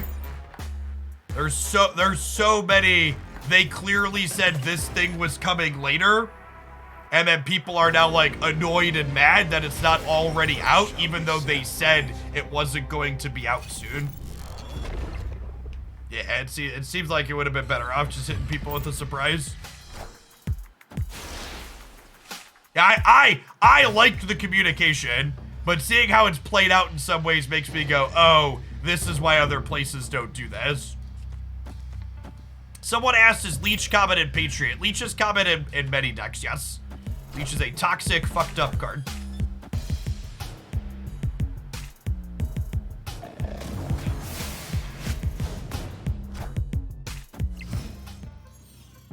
Mistake was not knowing gamers' biggest flaw, not reading. Yeah, dude. I think at this point, I'm actually gonna Reality Stone the Elysium because we've leveraged it more than they have, and I want to take it away. You finally hit Series 3 complete at collection level 3800. How unlucky. I actually don't know offhand, because the Series 3 complete number moves as they downgrade things, right? Leech plus Shang plus your 10 favorite cards in established deck list. No joke.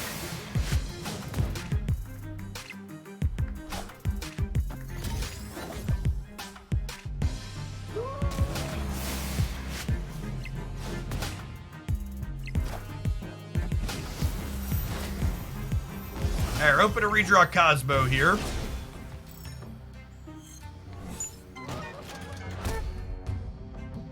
Murder World has no impact.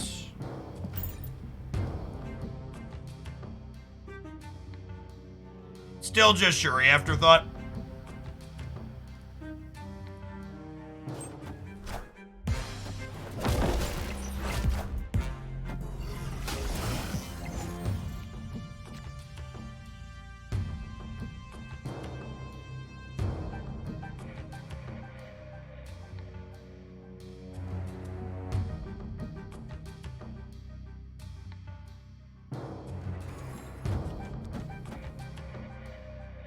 Playing Ghost out means that I couldn't Cosmo Wog next turn, so I think we're not supposed to do that.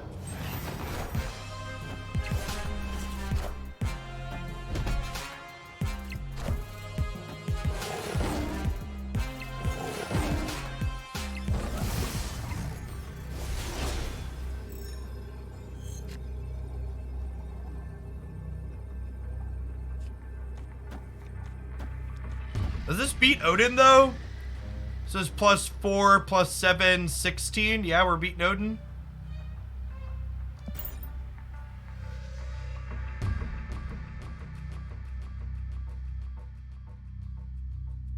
Leech is 100% necessary. Get the fuck out of my chat. Leech ain't necessary for shit.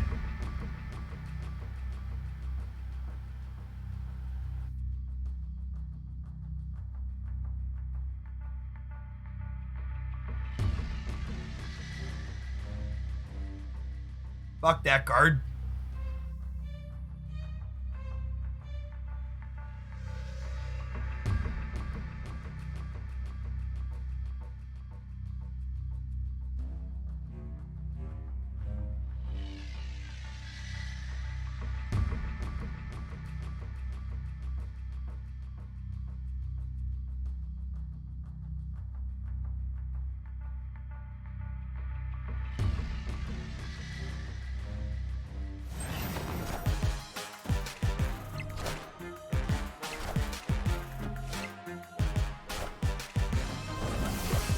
Oh, look at the Doctor Doom, chat.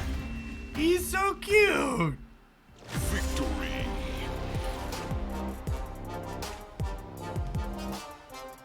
And we were rewarded for playing to our out, right? They would have still lost. No, they would have had 14 power worth of Doombots over here. They'd have been at 20. They have a Patriot.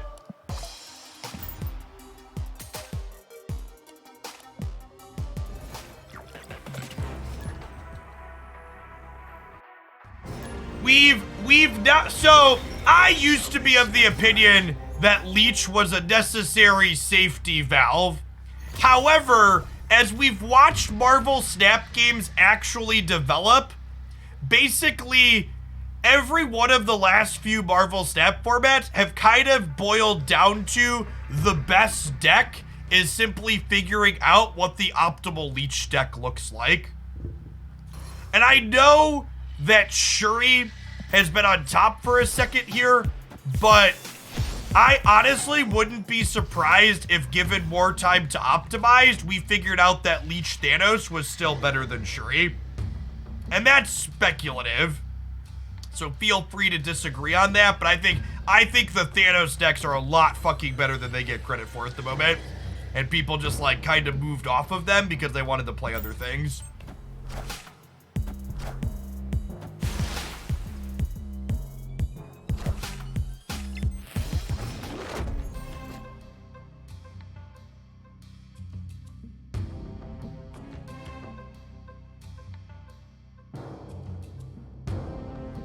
Yes, Shuri is better into Leech than most other decks is also a good take. Which is one of the reasons why it's able to keep up.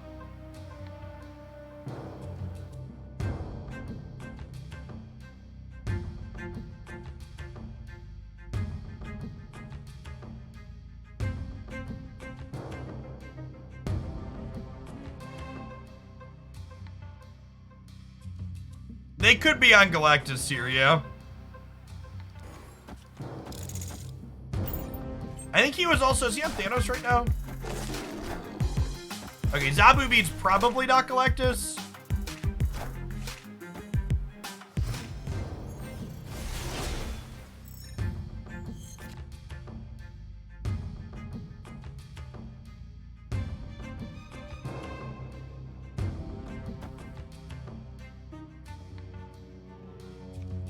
Any suggestions to replace Ghost? Yeah, your favorite other cheap ongoing card that costs 1 or 2 energy.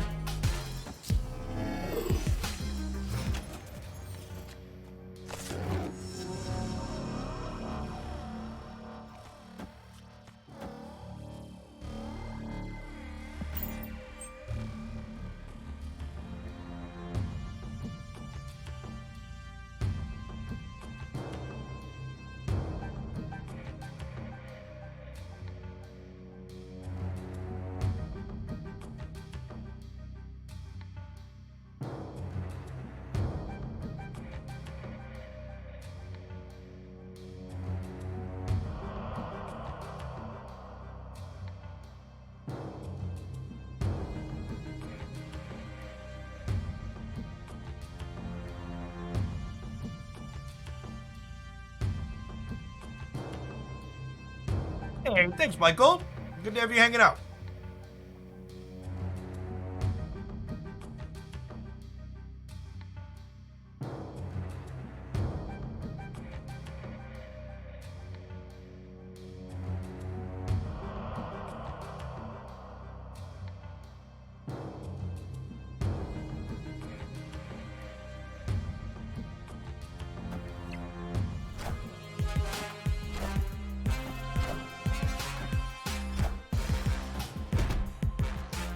Systems go.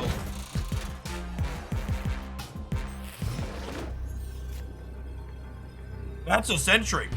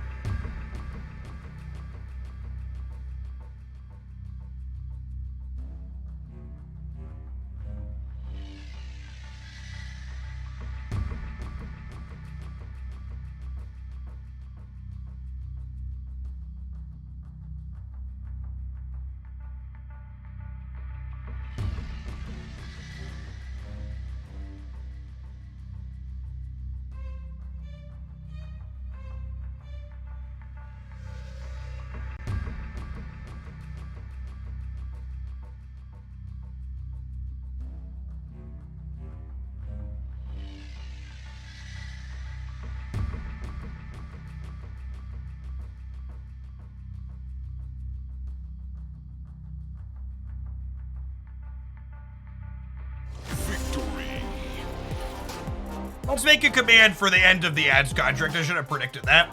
Jeff ended his ads contract because they reduced the amount of money they were paying him. He was willing to sell your eyeballs out for a lot of bit of money, not a little bit. Second command in there to address that. It's a good question. Mind being transparent about that. Let's play one or two more with this. We'll pivot over to something else for a little bit. The universe shall be set right.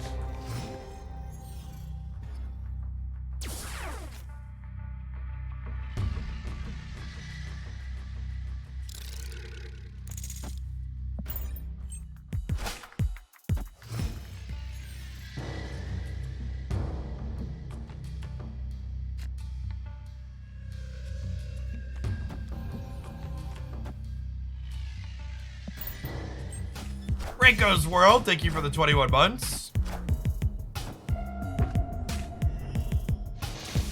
They did not, Poro.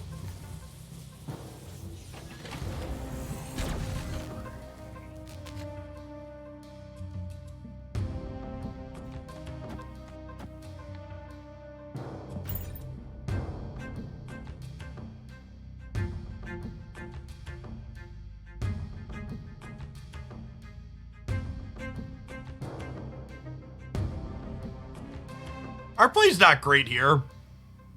But they haven't snapped yet, so we'll vibe. You know, the anime bundle will come back. They've announced no plans to return any of the limited time bundles they've done in the past as of yet.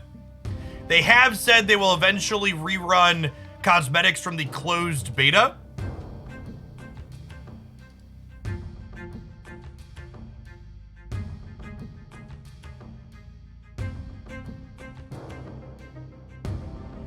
Not keeping Valk for game alive. We'll just redraw the Valk. It's fine.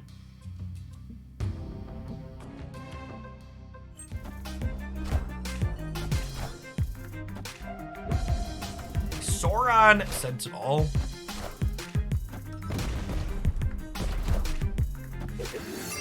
Like getting the new Zelda game. I really didn't like the first Breath of the Wild. Maybe if they make it so my weapon doesn't blow up every time I hit two people with it, we'll try it out, but otherwise probably not. So the over 2 years, Pierogi, appreciate it.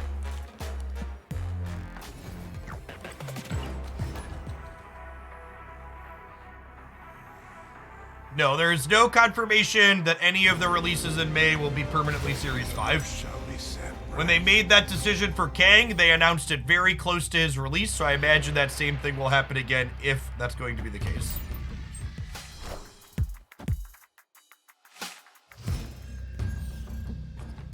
I don't understand how it could be 2023, and Nintendo still fucking gets away with not paying for full voice acting in their video games. It comes across as incredibly fucking cheap to me.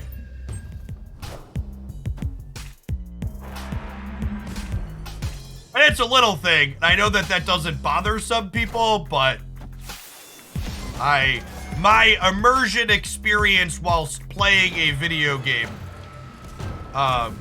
is much better personally when it is fully voice acted. I'm gonna move this to the center and play Lockjaw on the right, because I want to play Mr. Fantastic in the middle, not into a Lockjaw path.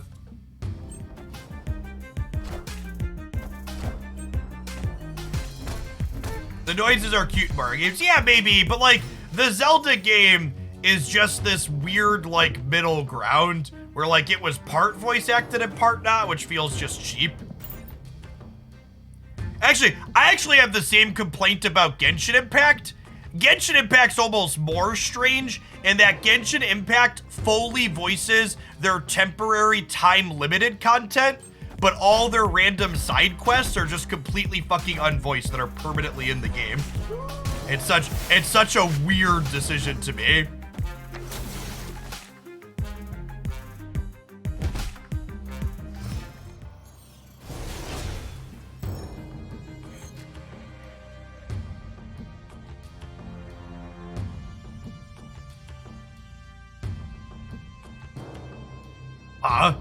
Not having any cheap cards in our hand really sucks here.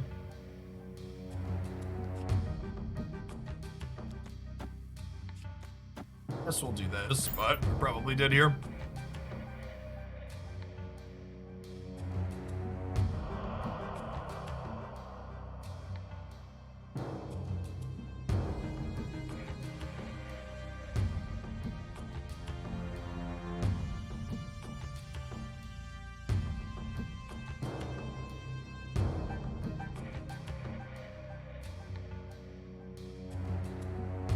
You linked to the Cerebro 2 deck list. I featured the Cerebro 2 deck list over on my YouTube channel last week, Hoaglandia Snap. Feel free to check out it over on there.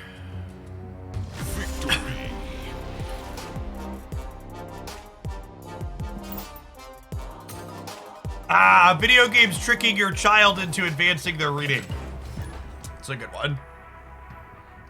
Video games not being voice acted definitely did that for me as a child, but I'm old and lazy now. I would like to hear the voices.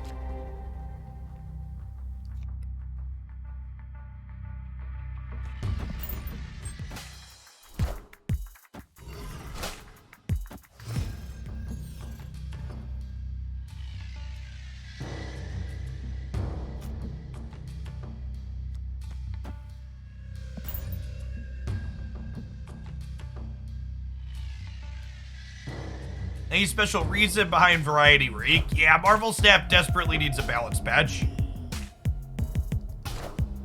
We're having an okay time. I'm getting through 3 or 4 hours of Marvel Snap in a day without too much grumbling, but if I had to get... It's actually been a bit better since we hit Infinite, because most people playing in Infinite are playing the game more casually, but it was such a fucking slog climbing to Infinite with the current lack of balance.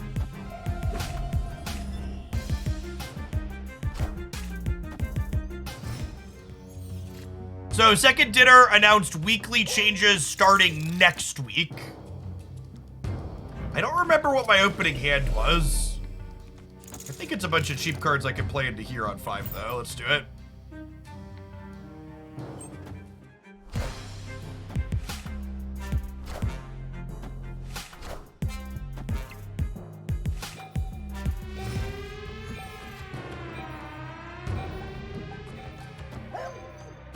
The Shuri percentages inside of Infinite drop off significantly. Is accurate. This is the most stats here, right? Yes, series drops will happen on the 18th for the month.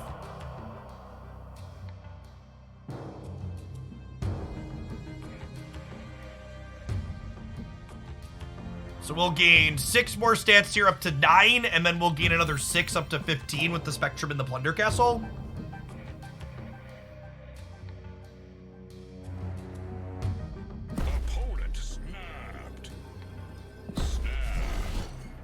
I'll push the button back.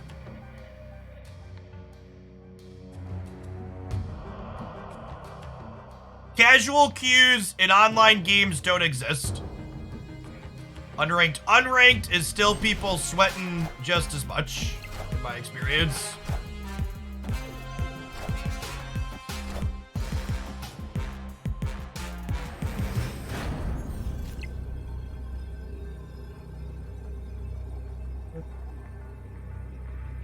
I think I just have to hope they can't play into Plunder Castle. They think they can win the breaker with another Hawk in the middle. This is my favorite version of Thanos. I really don't like the Death Leech builds. It's Doctor Doom. Doctor Doom means we lose. Yeah. Chavez, I think, is unlikely. I think Doctor Doom's more likely than Chavez. No, any form of sub-gift gets you around slow mode. Your chat will still say slow mode above it, but you're not restricted to sending messages.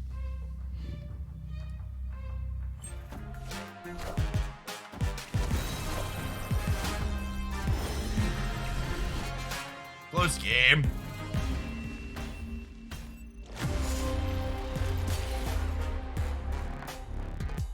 To just highlight how casual things get inside of Infinite.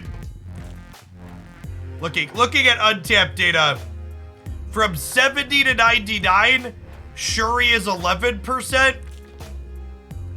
Galactus is 11.5%. When we look at 90 to 99, Shuri is 15%. Oh, Galactus actually goes down. That's because it's kind of struggling. Electro Ramp is high, though. And then when you get to looking at just people post-infinite, Shuri is less than 2%. Holy fuck, that drop-off's even bigger than last time. It goes... Oh yeah, and Agatha is 36.5% of the infinite games recorded here. But just like the 15% to 2% drop is like... If that doesn't tell you how mind-numbing and how over people are this archetype. You know what I want to know, chat? Who's the 1% of Shuri players that are playing Taskmaster and not playing Red Skull? It must be people that just like incidentally don't own Red Skull, right? Also, and this is noteworthy here, this 0.33 cube rate is actually much worse than the stock best version of this deck. The most popular version of Shuri is fucking 50% better than this almost. It's just like so obscene. So obscene.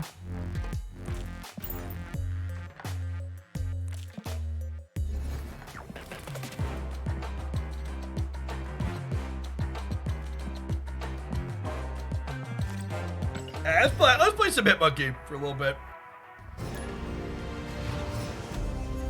Well, so for reference, I have my filters there only showing me people who are collection level 3,000 plus. So while you're not guaranteed to be collection complete at 3,000 plus, being somewhat close to it is fairly likely.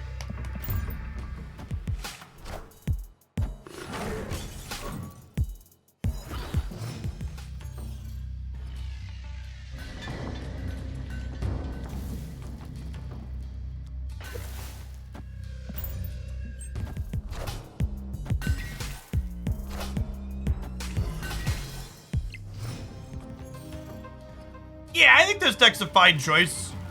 It's very bad into both Galactus and what's it called? The other shitter, but it's fine otherwise.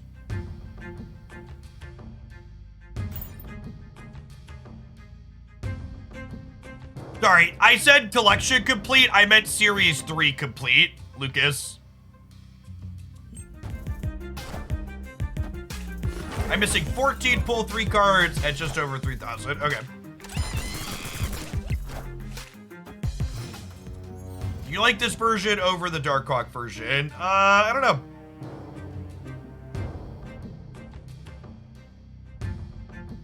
Opponent snapped.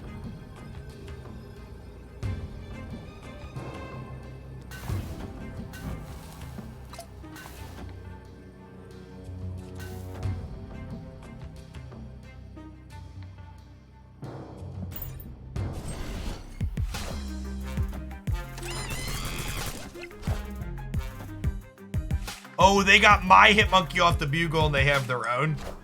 Okay, we're super dead then.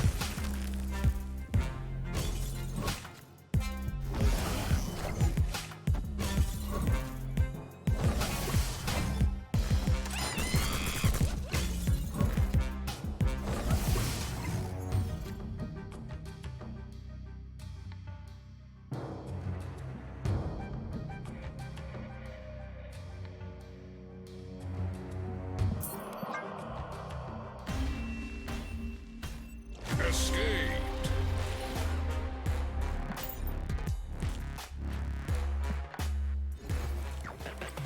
What does Moon Girl do in this deck? She doubles your hand.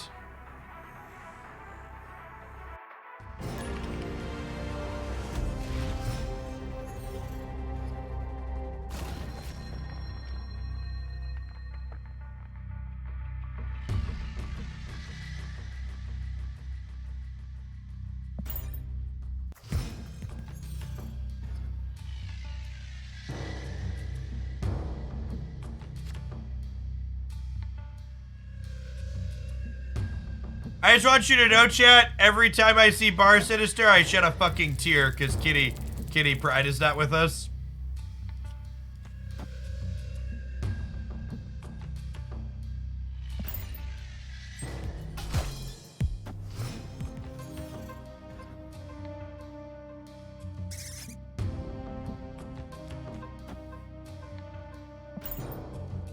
A moment of silence for Kitty Prides everywhere.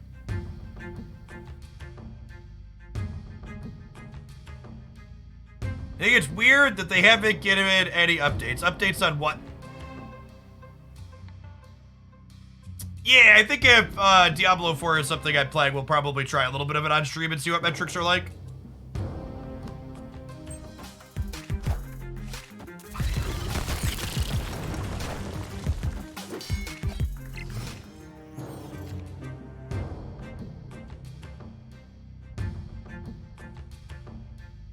What if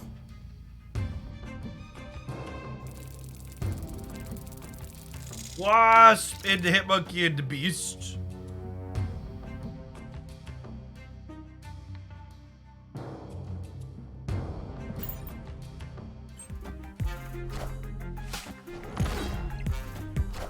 Oh, no updates on Kitty Pride. Yeah, that would be nice.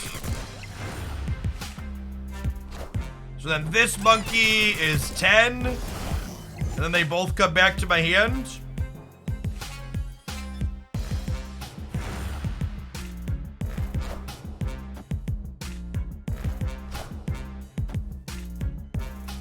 Bar Sinister is my favorite location, chat. Bar Sinister is my favorite location.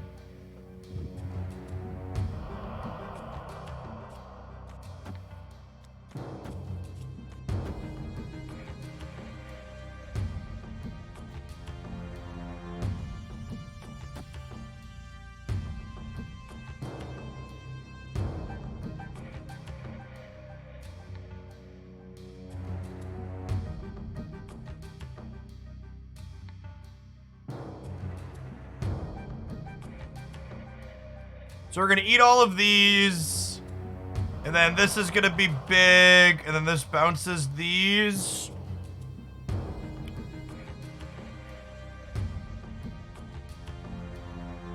Yes, this is ideal.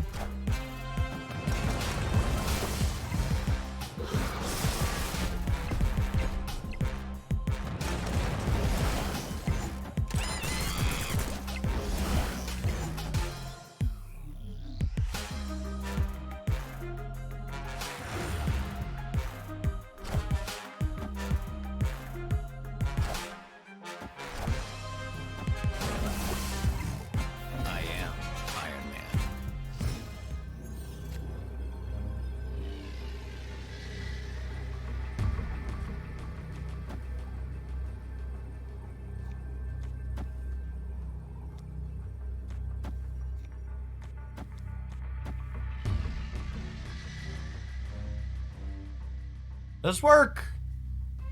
Yeah, they're gonna serve for the middle, so I think I want to play for left and right.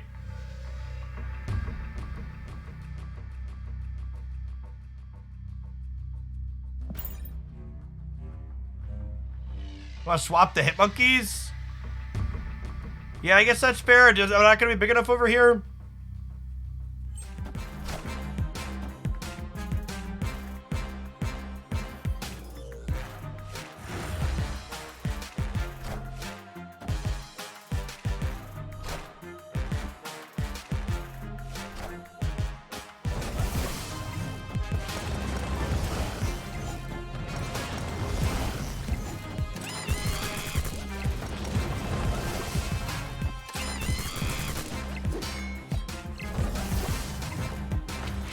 Yikes.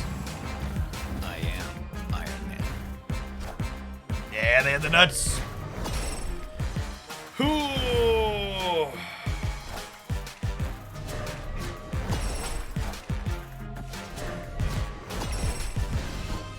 Is there a patch today? No, Tuesday is the patch.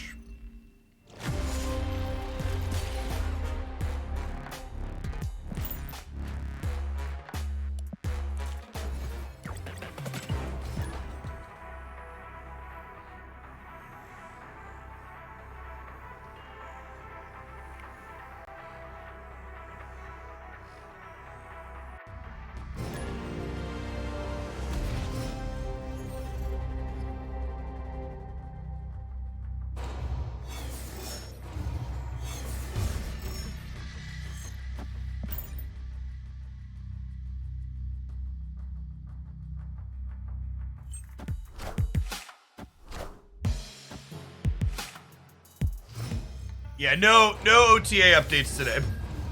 Weekly OTAs start the week after next week's patch.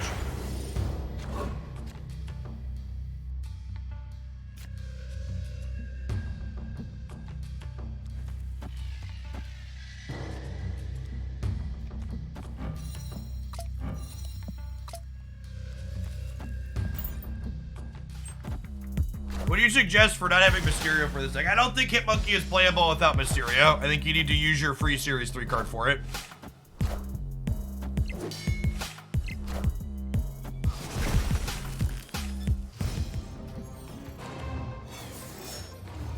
So, it's so important to making the card strong.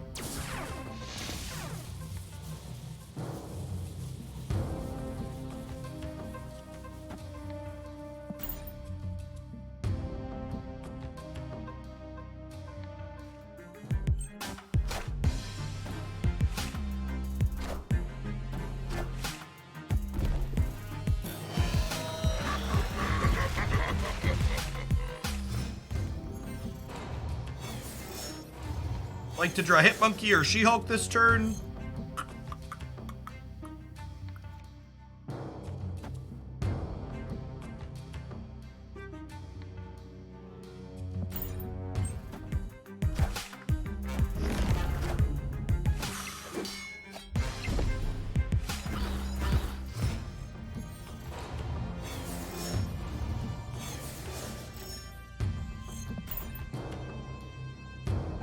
We get Spider-Man down to the game.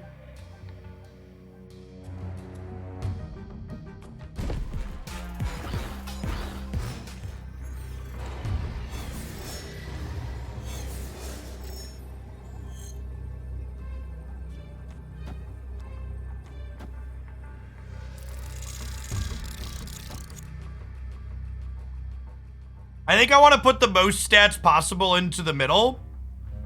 So I'm going to play Wasp here so I can soak 5. Do I want to trade 2 power here for Mysterio's here? This is already going to be 17-19. Do I think they can do better than 19 in the super flow is the question. I don't think so, right? Okay, I think I'd rather have more stats in the middle than more stats in the left. They could infinite me. Yeah, that's fair. But they could also infinite me center, right?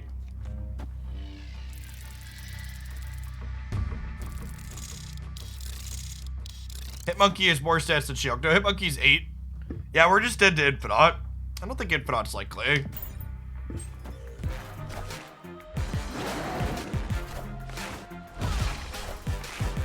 But infinite's not really a common card in their archetype.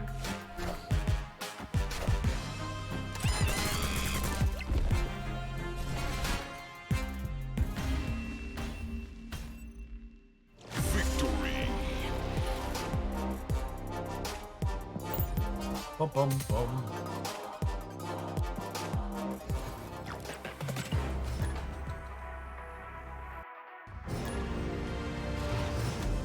Yeah, Professor X makes the infinite less likely too.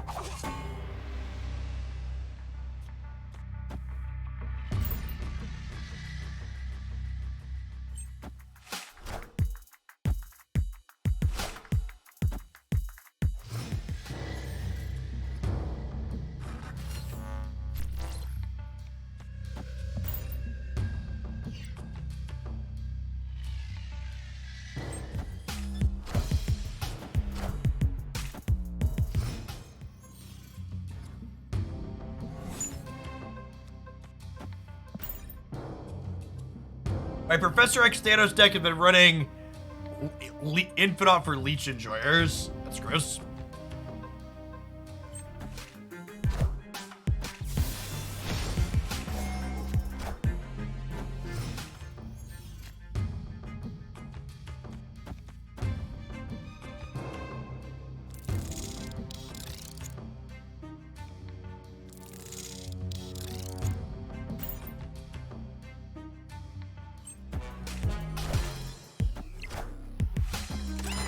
Wow, they're a Darkhawk deck, and they hit Subterranea. Gross. snap me, I guess.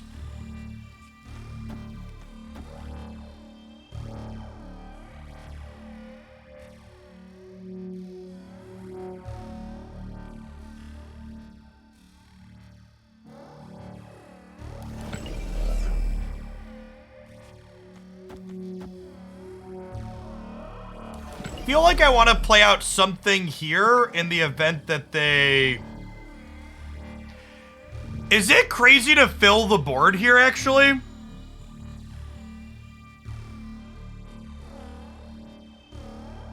It's like play around Professor X and Spider-Man.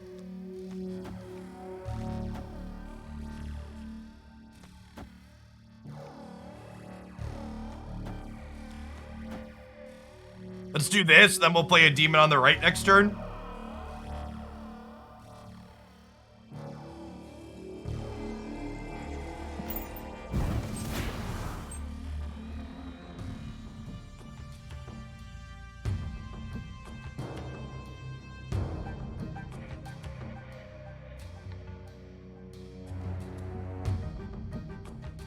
I didn't put a lot of stats in the middle because I don't expect them to be able to fill the middle.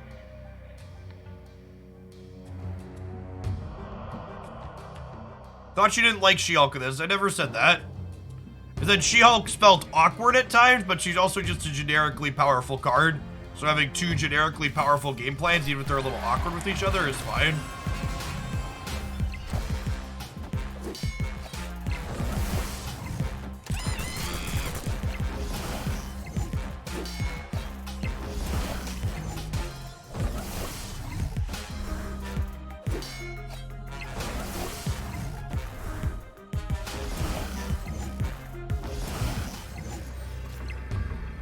Okay, us drawing a card means this demon is technically winning the right.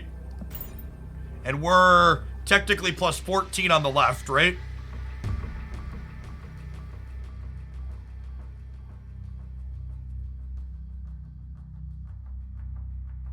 $16 power for 2 energy is fair and reasonable. To be fair, I technically spent 3 for that, and I had to have a beast to combo with it, right? If they Shang-Chi us on the left, they need to Shang-Chi left and add stats to the right, which is possible, but not. They also got Subterranean.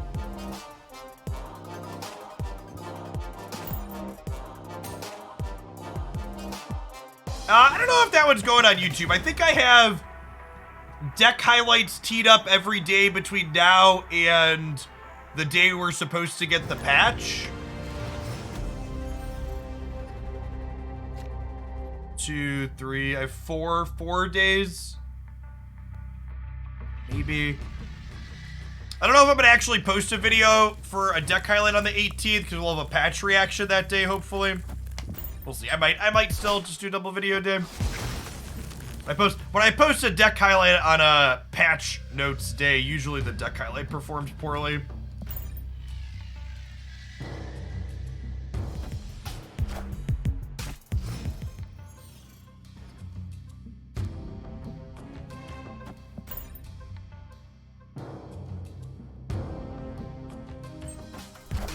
The patch is on the 18th. Typically, they do them in the mornings.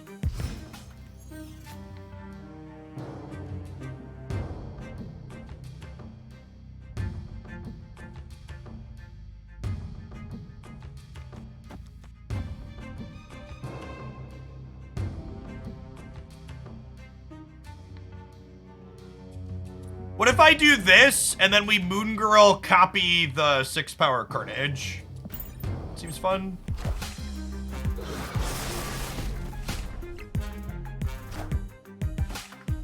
I could just Beast the Goblin back too, that's true.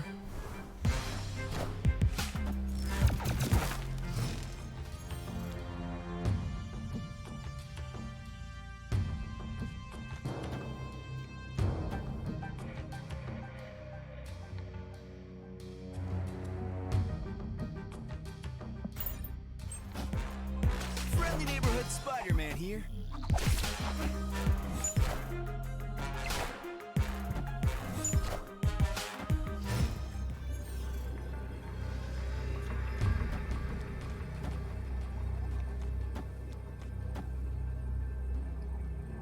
14's probably not enough to win the middle, unfortunately, here. We gotta leave.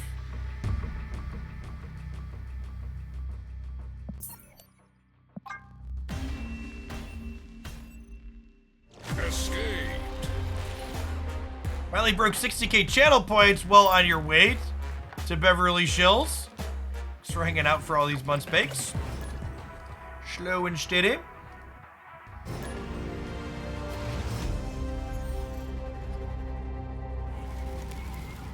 Breaking news.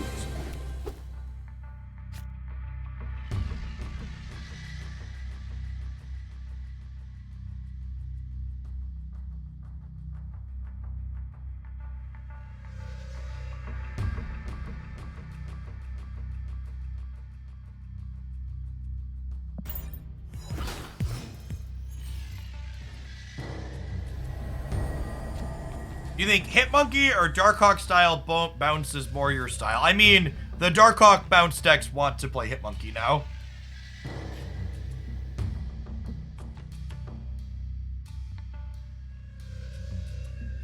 I'm passing for a turn. Not that I want to play Mysterio.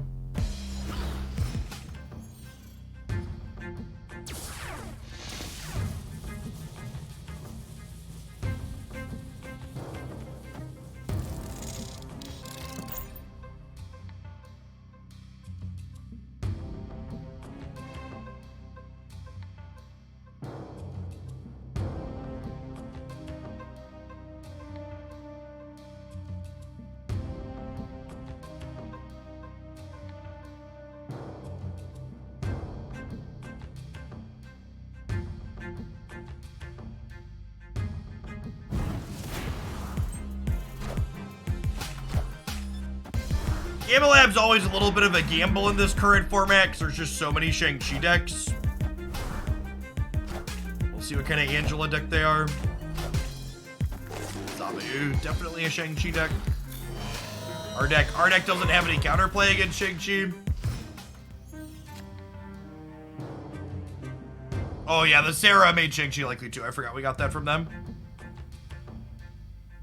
Yeah, I miss Shang-Chi being bad. Probably just did here. Yeah, this is, I don't know.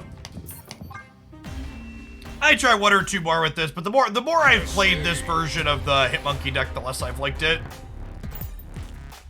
The Darkhawk bounce build is still my favorite.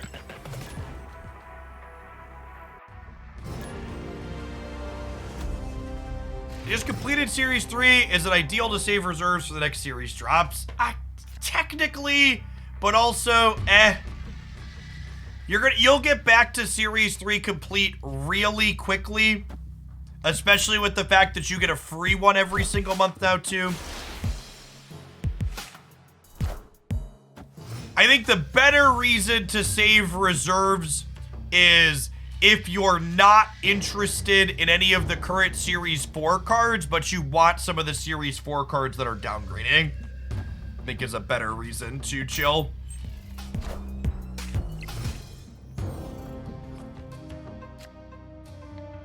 I'm gonna snap them here. Our sunspot in the middle. Yes, if you're Series 4 complete, you should definitely hold reserves. Yeah, Nash, it's a big shame that today's YouTube video is underperforming by a strong margin, because I genuinely think it's one of the best set of Marvel Snap games I've ever posted. It's very, very good. Just a ton of fun. Deck was sweet.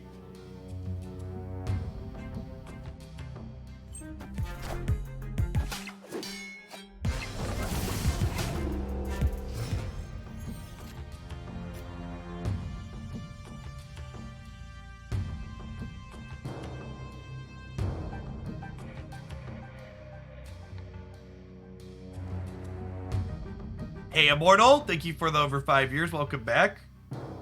No, you're definitely not alone in the game's feeling a little bit redundant category. Hopefully, regular weekly updates will help with that a little bit.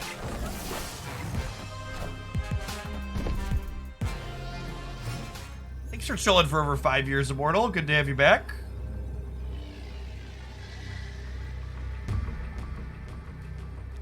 want to play around Doctor Doom in the middle. Might. This lets me tie Doctor Doom in the middle and still puts a good amount of power here.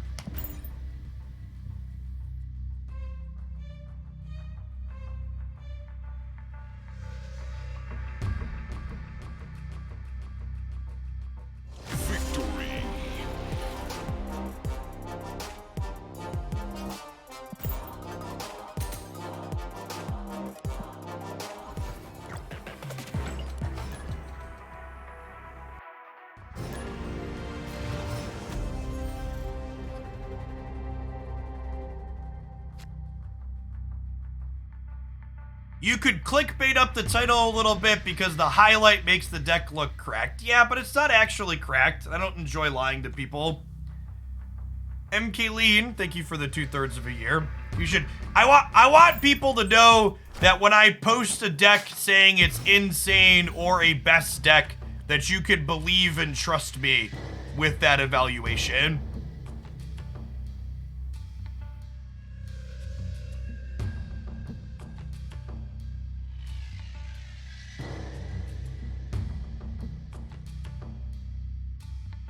Yeah, what Silence said. Good clickbaiting is stretching the truth, not breaking it. And like, the deck was super fun. It's one of the best set of games I've ever posted, but the deck's just like only okay at best.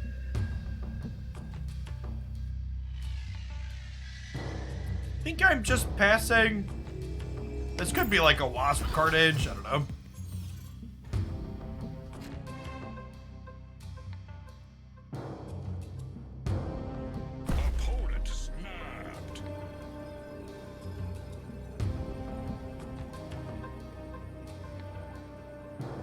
I'm gonna pass for one more turn here. I think we're staying.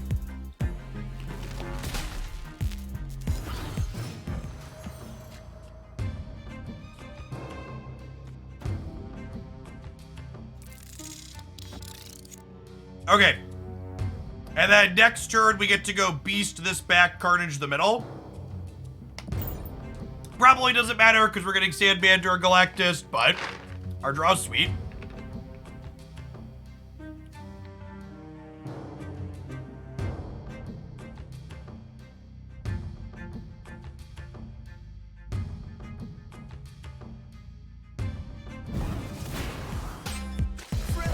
Spider-Man here.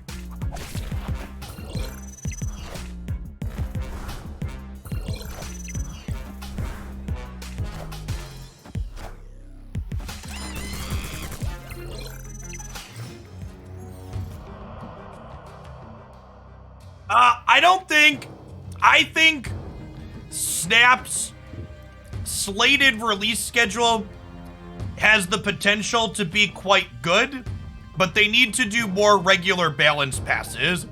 I think when a weekly release like Snow Guard is as weak and not even just weak, but like as borderline unplayable as she is, it makes their release model detrimental. Not every release needs to be Shuri, but we can't have Snowhawks and Dazzlers and Shauna, Snow Guard, whatever her name is. Oh, Guard's so bad I don't even know what it's called.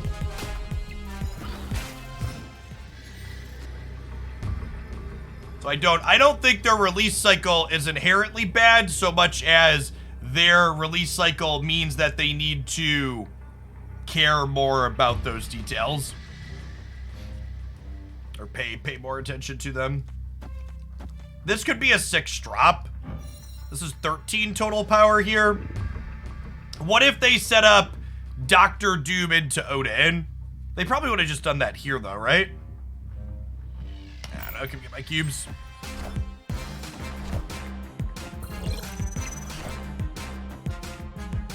Oh my god. Whoo! Dodge that bullet. Sometimes lucky rubber ducky.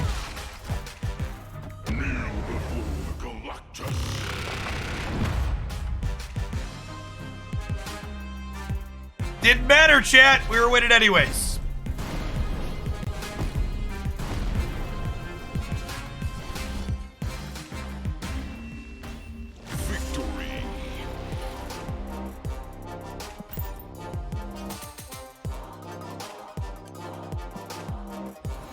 Galactus.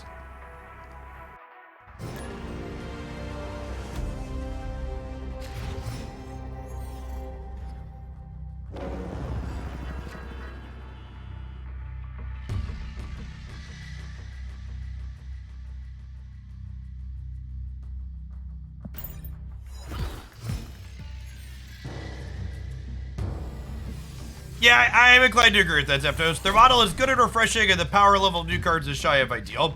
I also think them working towards having regular weekly balance changes will help freshen it up a little bit too.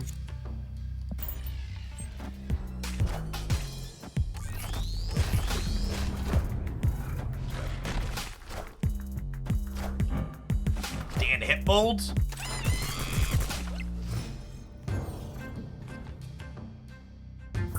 Is Bast an option in this list? I don't think you can play Bast and She-Hulk in the same list.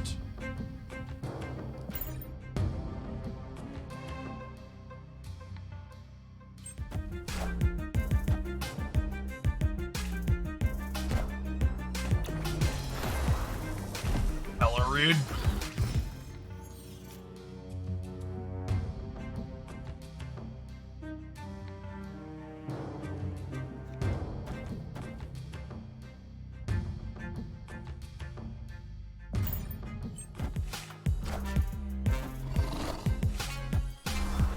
That was a hub producer, right? Yep. Is there a way to hit Monkey work without Mysterio? I don't think so.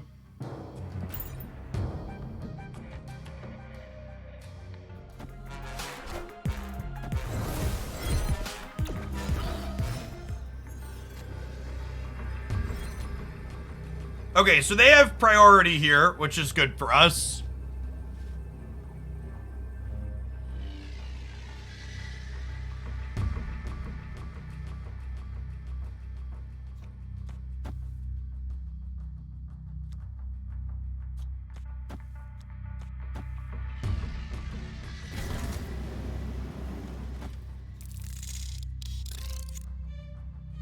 Is going plus 10 in the middle enough? Or am I better off monkeying there? They can play so many cards here. I think plus 10 in the middle's just gotta be enough.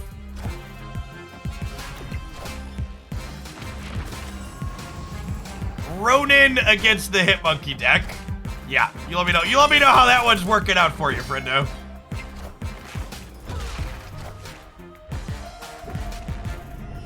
Oh, he can play Iceman over Sentinel for one more of the Sunspot. Good call out. I missed that. Which Hit Monkey deck is my favorite? Probably the Dark Hawk bounce deck. There's highlights with a few different Hit Monkey decks over on the YouTube side. There were 3 different ones we posted up there that were all quite reasonable.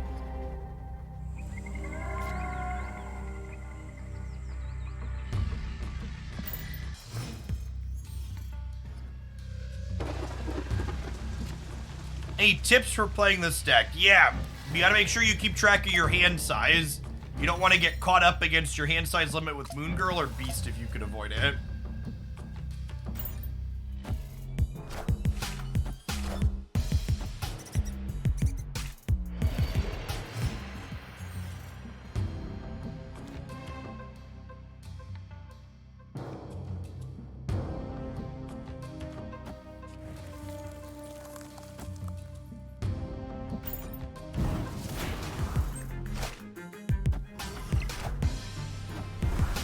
That's gonna start after the patch next week, Rexy. So not quite in May, but a little bit later.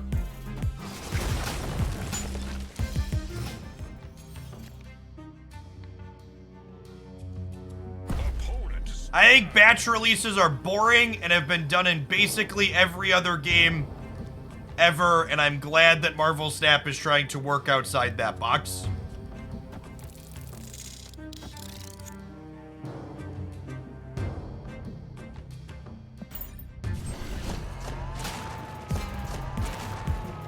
This does unfortunately kill our Mysterio.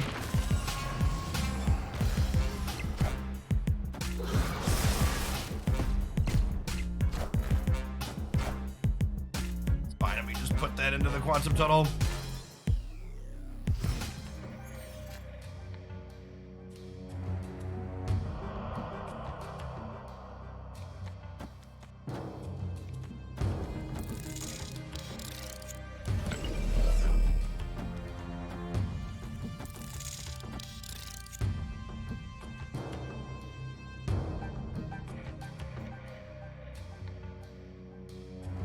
I'll wait on this one. Am I? Odin's actually awkward into the beast and the carnage.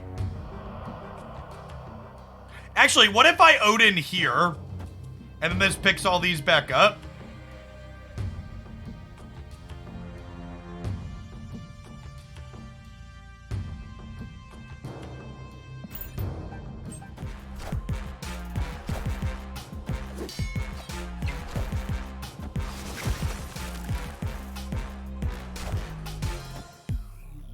Does Odin say 0 cost? Yeah.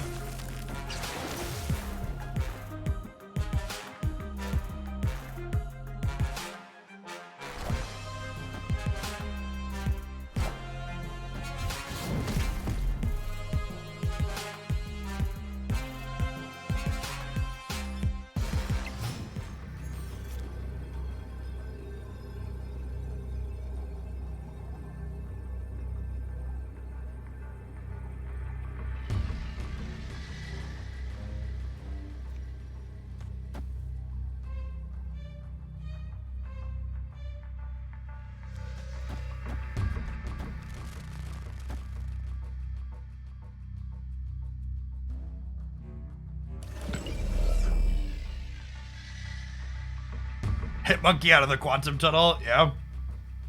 Yeah, I should go right first in case we hit bishop is accurate. I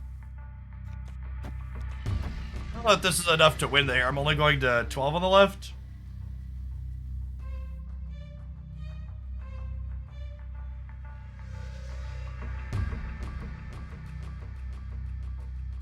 I should play this too for bishop and hit monkey. Give stats in the middle.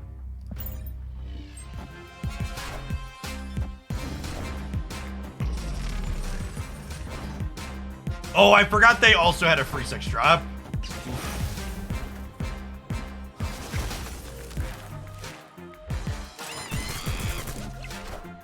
Not quite enough, little monkey. You tried.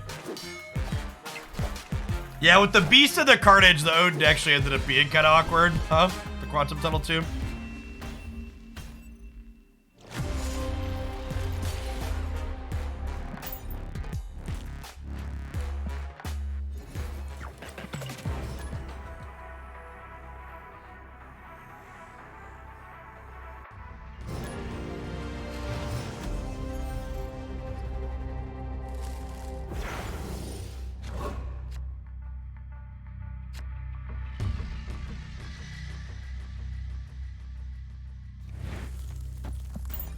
Going on, BuzzFred? Thanks for the prime.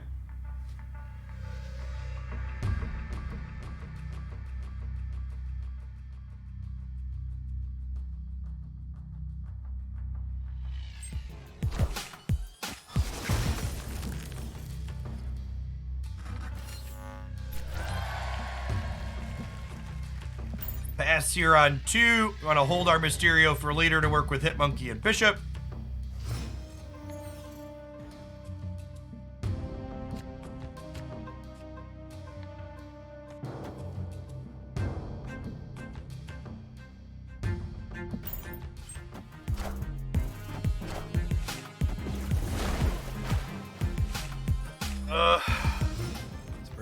This person plays a lot of Galactus.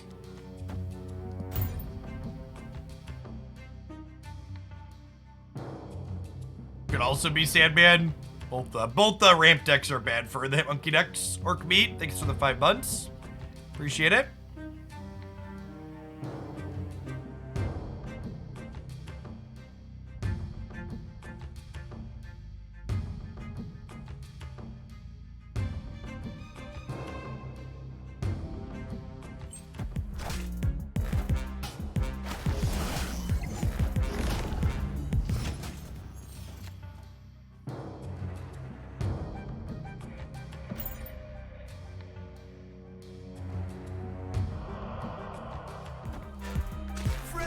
neighborhood Spider-Man here.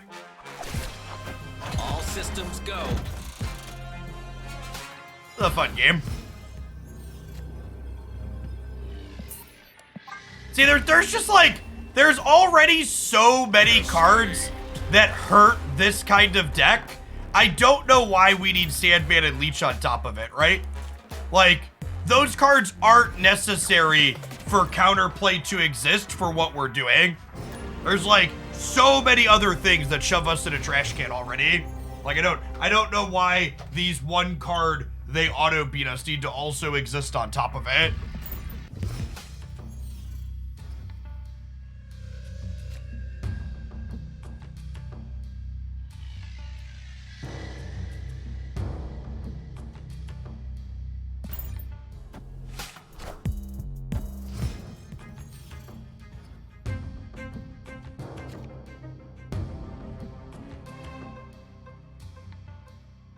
Yes, apparently Jeff beats Sandman, is what we've been told.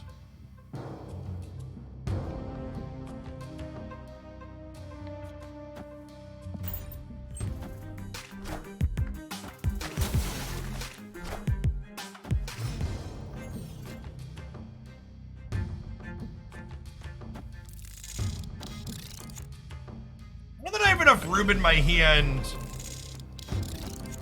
we can do this in theory.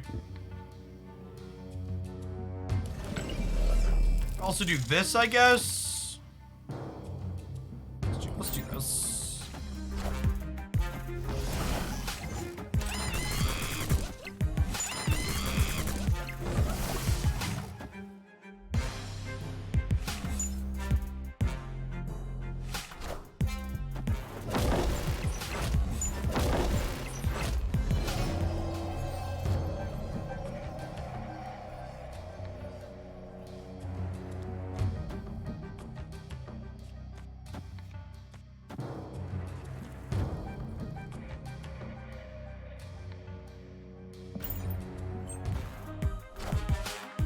Ah, they had the magic.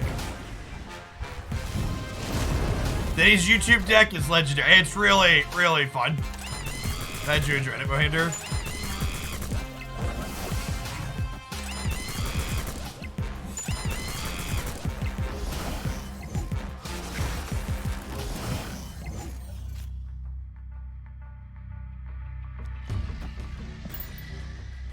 Oh, there's one more turn still. Forgot there was a turn 7. Games and stuff.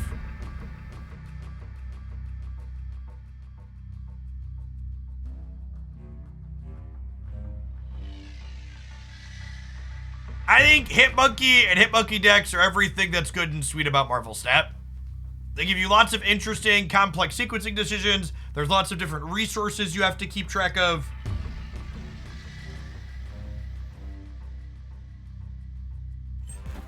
Really, really, really good.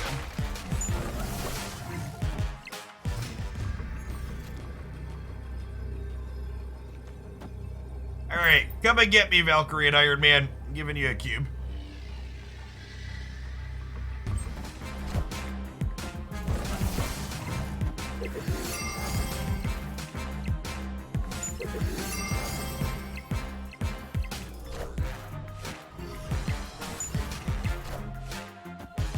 Like I said, just so many things that beat you anyways. I don't know why there needs to be more.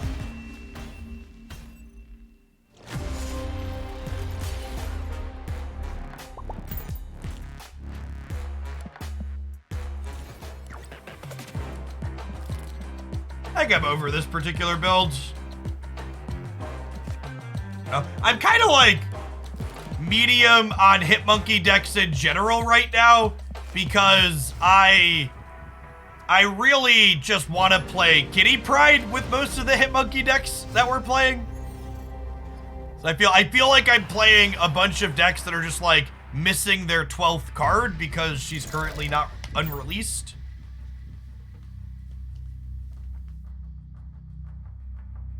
Opponent snapped.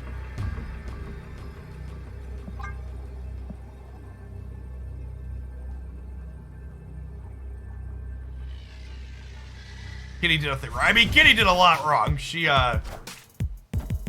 disconnected a bunch of people's games.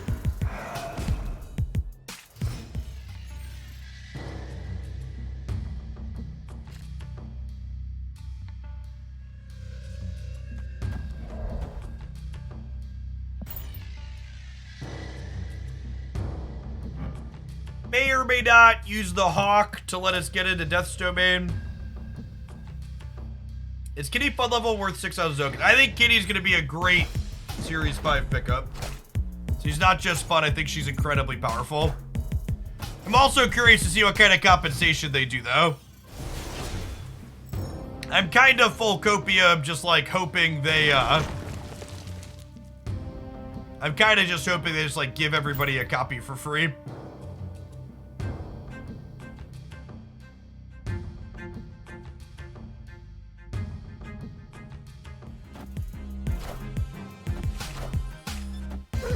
So, them choosing not to get rid of their rocks is actually incredibly bad for us because it heavily implies that they're a Killmonger deck.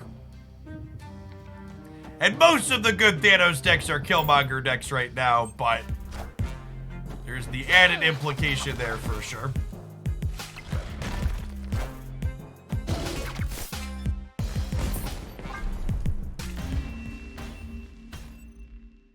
Escaped.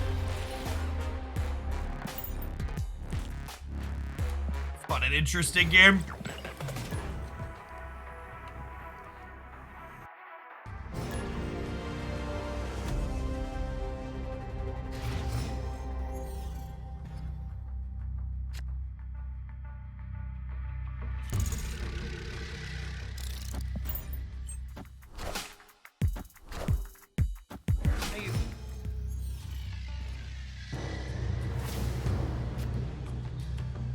Alright, Mr. Baku going back into the deck is everything we want out of life.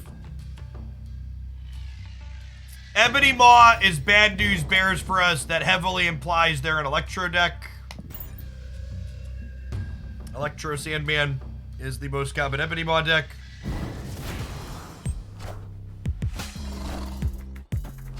Lizard could be that they're a Sauron pile.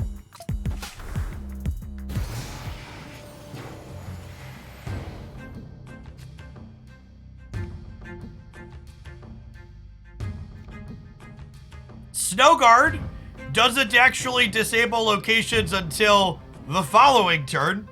So she can't turn off Adelant Expansion or Mindscape here. Big oof. At least the artwork's pretty.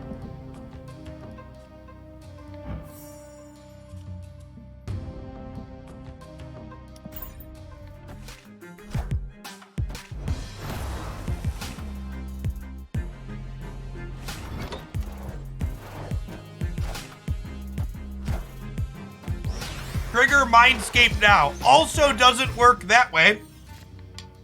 If you thought that she could trigger Mindscape, you should make sure to go watch my Snowguard Sucks video over on the YouTube channel, where I break down all the weird interactions where Snowguard just doesn't work because she doesn't work the way you think she does.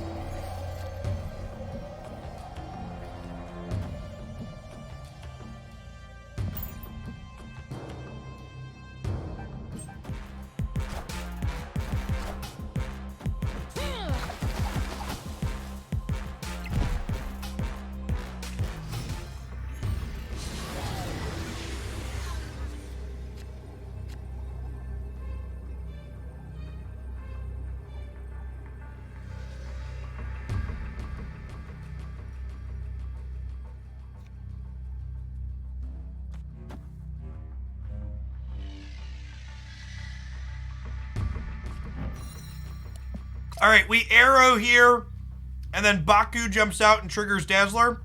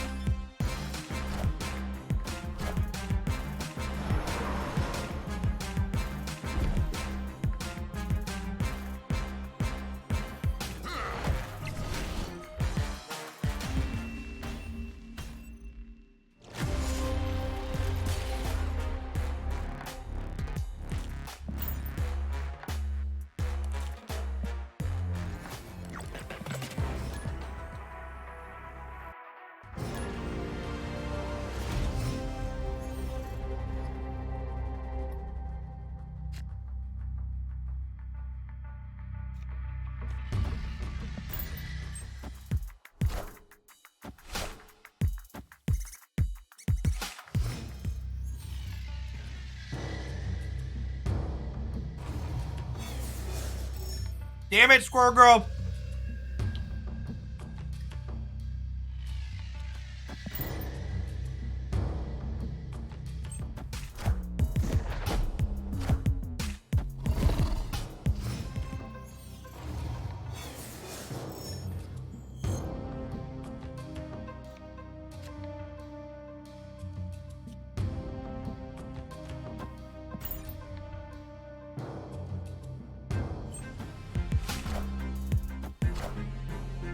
I am Groot.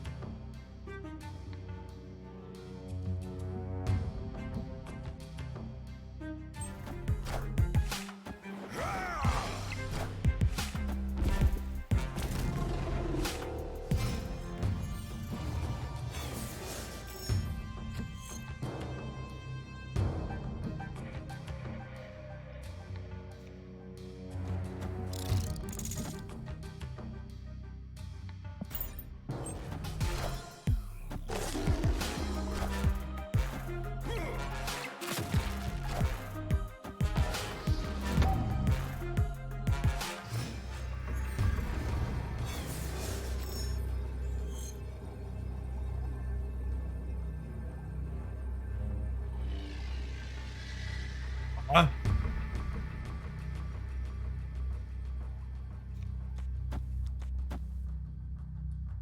This puts me to 10, 13 here. They go down to 14. It's not quite enough.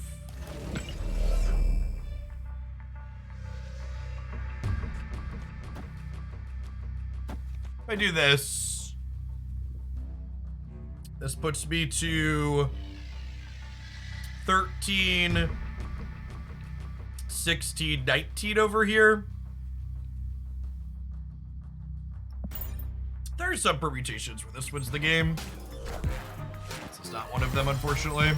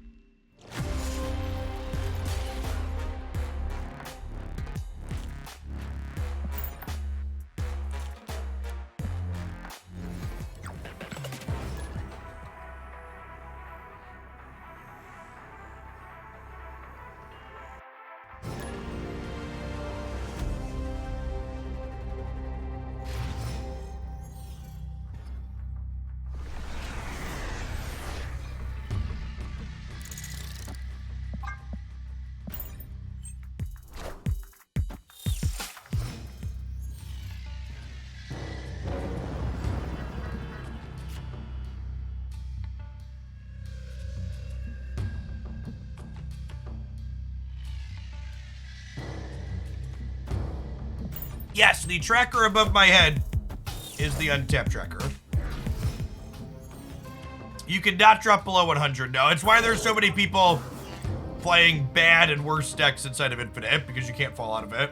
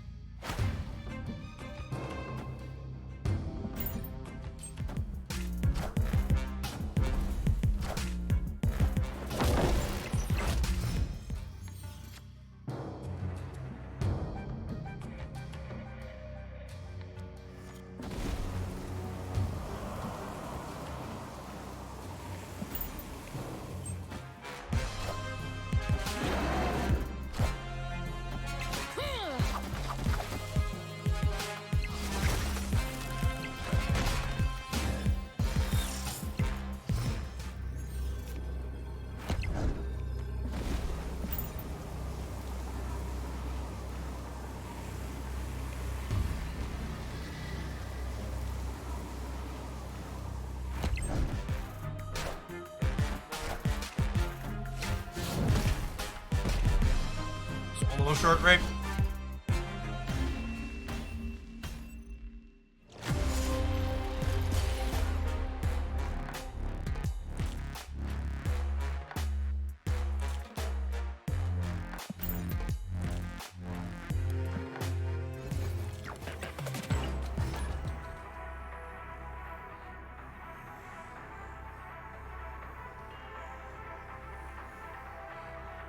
These matches are where I expected this deck to play out. Yeah, we won about, I think when all was said and done, I was done recording highlights for the YouTube video this morning. We won like half of them. Ah, these losses have been close. This is the same Sandman player for like the 3rd time in a row, right?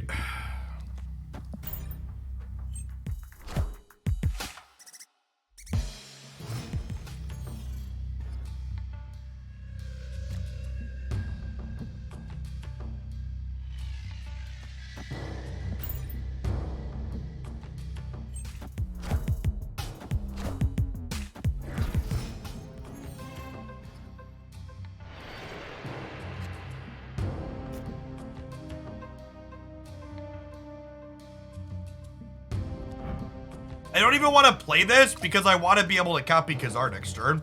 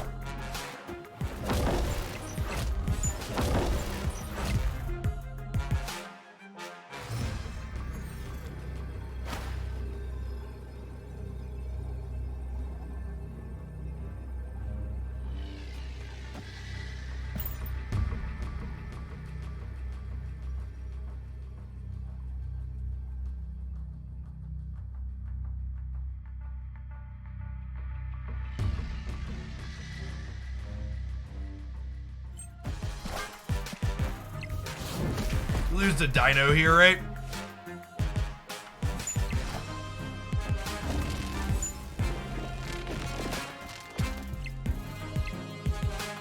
Oh, the smallest fucking margin.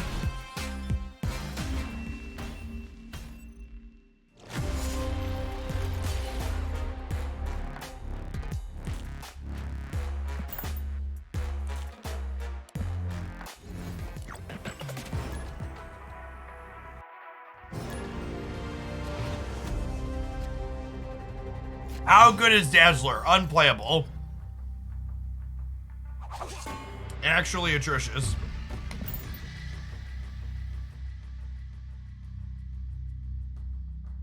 She's a lot of work for a very minimal payoff.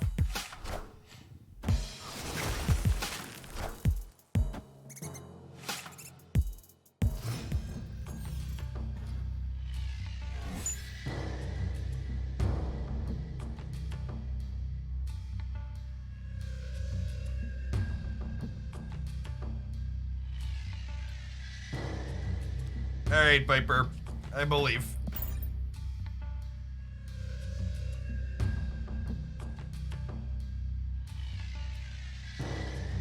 You thought Dazzler was +6 to all lanes. Man, she'd be fucking cracked if that was how she worked. No! Baku! Rip Baku.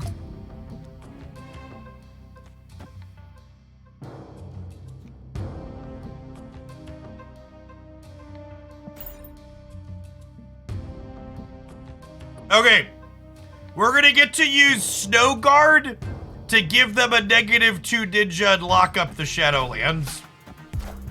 I believe.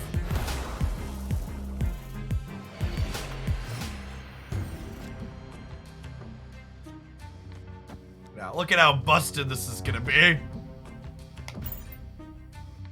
At 6 Snow Guard value. Locking up that lane we were winning anyways.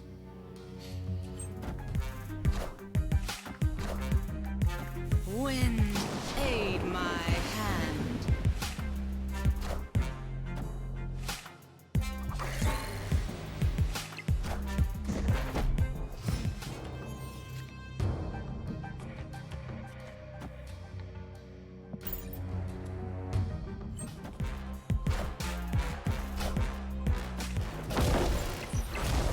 Snow Guard is Viper with extra steps.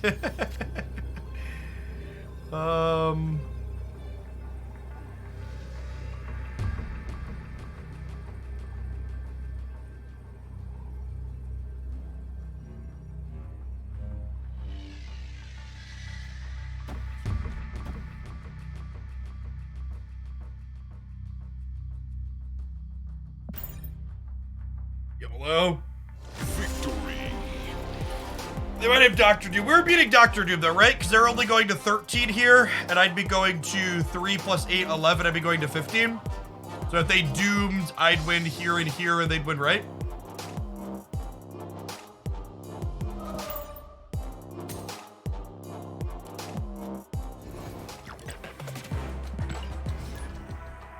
I think if you could play Snow Guard as only Hawk, she'd probably be a very serviceable one-drop. The bear is just so incredibly limited on the number of things it can interact with. It's not a good scene.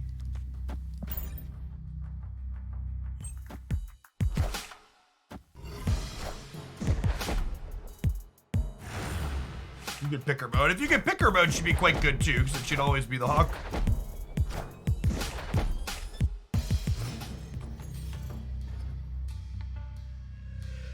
I don't expect Marvel Snap to ever add the ability to choose which one you use when you play it, because they very explicitly have shied away from having players make choices in their designs. I don't think that's an accident.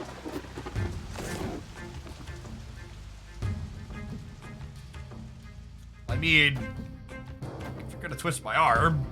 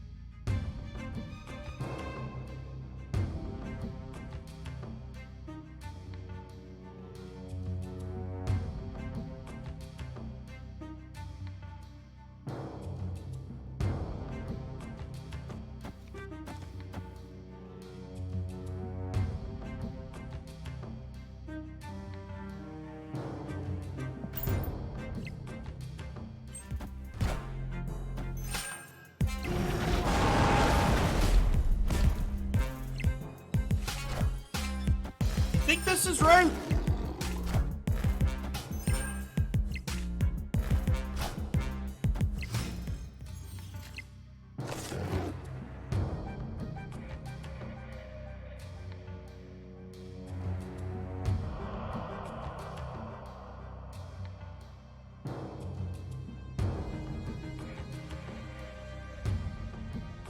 So do I blue Marvel bar Sinister? Or do we set up to fill for Dazzler? I could blue Marvel here and then like Dazzler Squirrel Girl, right? This is the content play.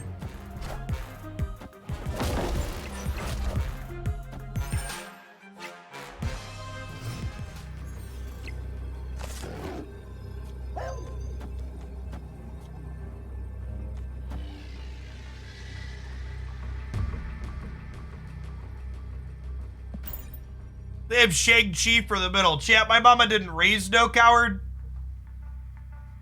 Fear is a mind killer.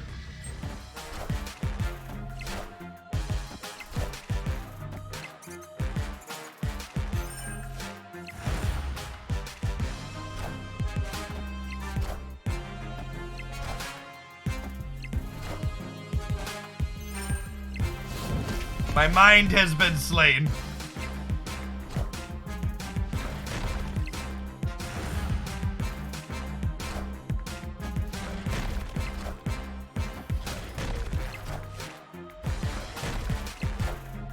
It's just like, look how big their 4-drop is and how much less they had to work to accomplish it, right?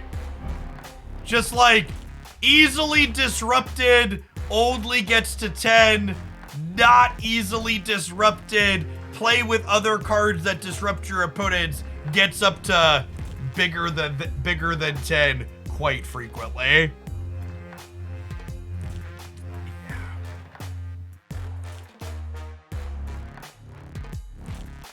All right, I think I'm gonna wrap on Snap for the day. It's been about 3 hours of getting leeched and Sandman and other terrible things, so we're gonna check out some more Runeterra. We played a little bit of that on Tuesday and it was fun. It's Riot's all digital card game. Let's take a peekaboo at some more of this. We'll be back with more Snap tomorrow morning to start the stream again, and then Patch on Tuesday to hopefully deliver us from evil.